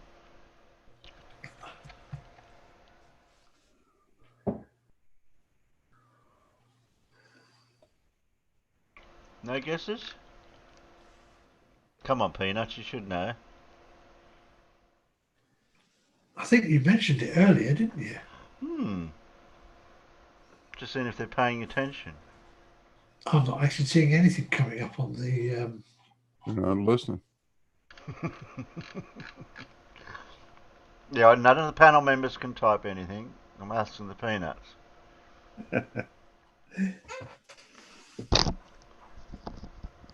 Thank you, David. See, someone was paying attention. You definitely earned your spanner, David, by being attention. Pip goes, me. All right. Doris had had a motorcycle for 8 years in the shed, wanting to learn enough to fix it. A couple of months ago, my nephew asked if he could have it. I gave it to him, and a few weeks later, he found a broken fuse. Is that all it was? Oh, there you go. Alright, there we go. That's your lot for the week.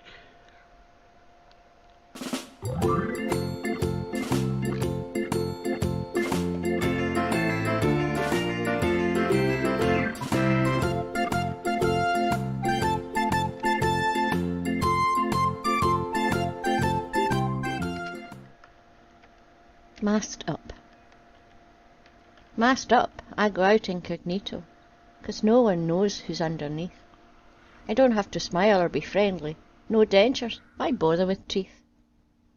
I pass a hot fart, that's no problem, for nobody smells the result. As long as I don't shit my undies, I stroll like it wasn't my fault. I muttered, God, he was a wanker, and she was a bitch pushing in. Unseen I can whisper and chanter when somebody misses the bin. No suffering B.O. on buses, all quiet, a seat to myself, and only old biddies at the shop take hours choosing goods from the shelf. I pinch my nose 'cause I'm all snotty. The mask serves a hanky as well. There could be a big sticky bogey, but who cares, as no one can tell. If anyone comes far too near me, I cough a few times for effect. You should see the speed of withdrawal, for we know what they still will suspect. I pass nosy Sandra walking on. I huddle and flip up my hood. She doesn't look in my direction. It's funny, I feel so darn good. My mask is a sinister black one. I look like I've just robbed a bank. But I can drill nicely behind it, before my trip home on a wank. I'm smelling the curry and cider, consumed at last night's evening meal. My breath smells all pungent and rancid. Well, good, I don't need sex appeal. When cold winds blow, I'm protected, for what more can anyone ask? To me it serves many great purposes. I couldn't save face, save my mask. The end. Don't forget to like and subscribe, and press the wee bell notification. And a huge big thank you to all my subscribers and patrons. See you next week. Bye bye. Now, there's your lot.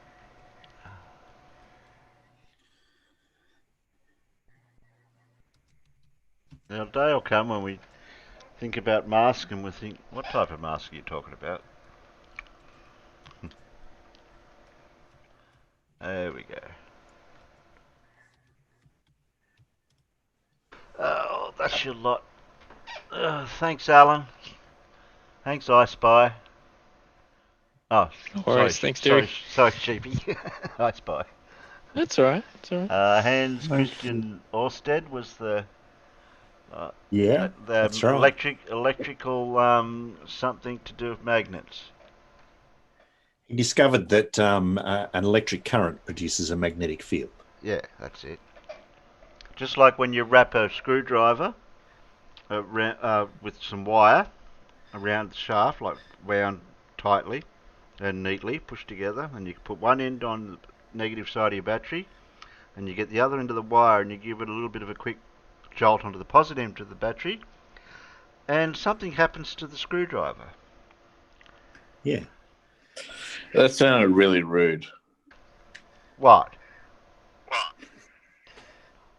Wrapping a wire around the shaft and give it a twist. Oh, that'd be just your dirty mind, Rich. Anyway, thanks, Blue. Definitely. Thanks, Rich. Peanuts, Right, David, Mad. Mad, you're a bit late. Point and Laugh, Pip, Demon Orb, Elmigs, Dartman, Point Laugh, Dora, Point Laugh, David. I have to scroll up, do I? Jinx You. Oh, there's Jinx You's out there. Dartman. You're going to have to retype out in the Peanuts, so I don't have to scroll up so far. Flow Rider. Yeah, retype. Yeah, it's better if you just retype in the thing so I can read yous out. Because I've got to scroll up too far to find yous all. Give them a couple of seconds to catch. Oh, thanks God It's Flat was out there. Who else? Brainery. I'm going to miss someone. That's why I said if I haven't read your name out, I'm going to miss out. I'm not reading you out, Rich. Arrived in time for the TTFNs. What's TTFNs? I hate acronyms. Oh, ta-ta for nows. Yeah, that's right. Yes. Yeah. Lost your voice or just shy, Rich? Don't know. Probably having a smoke. Oh, he's probably having a smoke, Pip. Anyway, we'll go over to Discord for an after show for a cuppa and cake and biscuits. I don't know who's supplying the cake and biscuits, but we'll work it out. You are. I was going to say the same thing. You're inviting people, so Yeah. So that means tea I've got to biggie? supply it. Oh dear. Yeah. Like I've got chocolate chip cookies out there in the cupboard, and I've got some chocolate Gaities and some Monty's biscuits. Will they do? Okay. It'll be fine. Okay, that'll be fine. Okay then. Good night, panel. Good night, Peanuts. See you next time. No Peanuts. See you guys. See you guys. Good night. Good night, Cyprus esculentus. Tiger nuts. You and your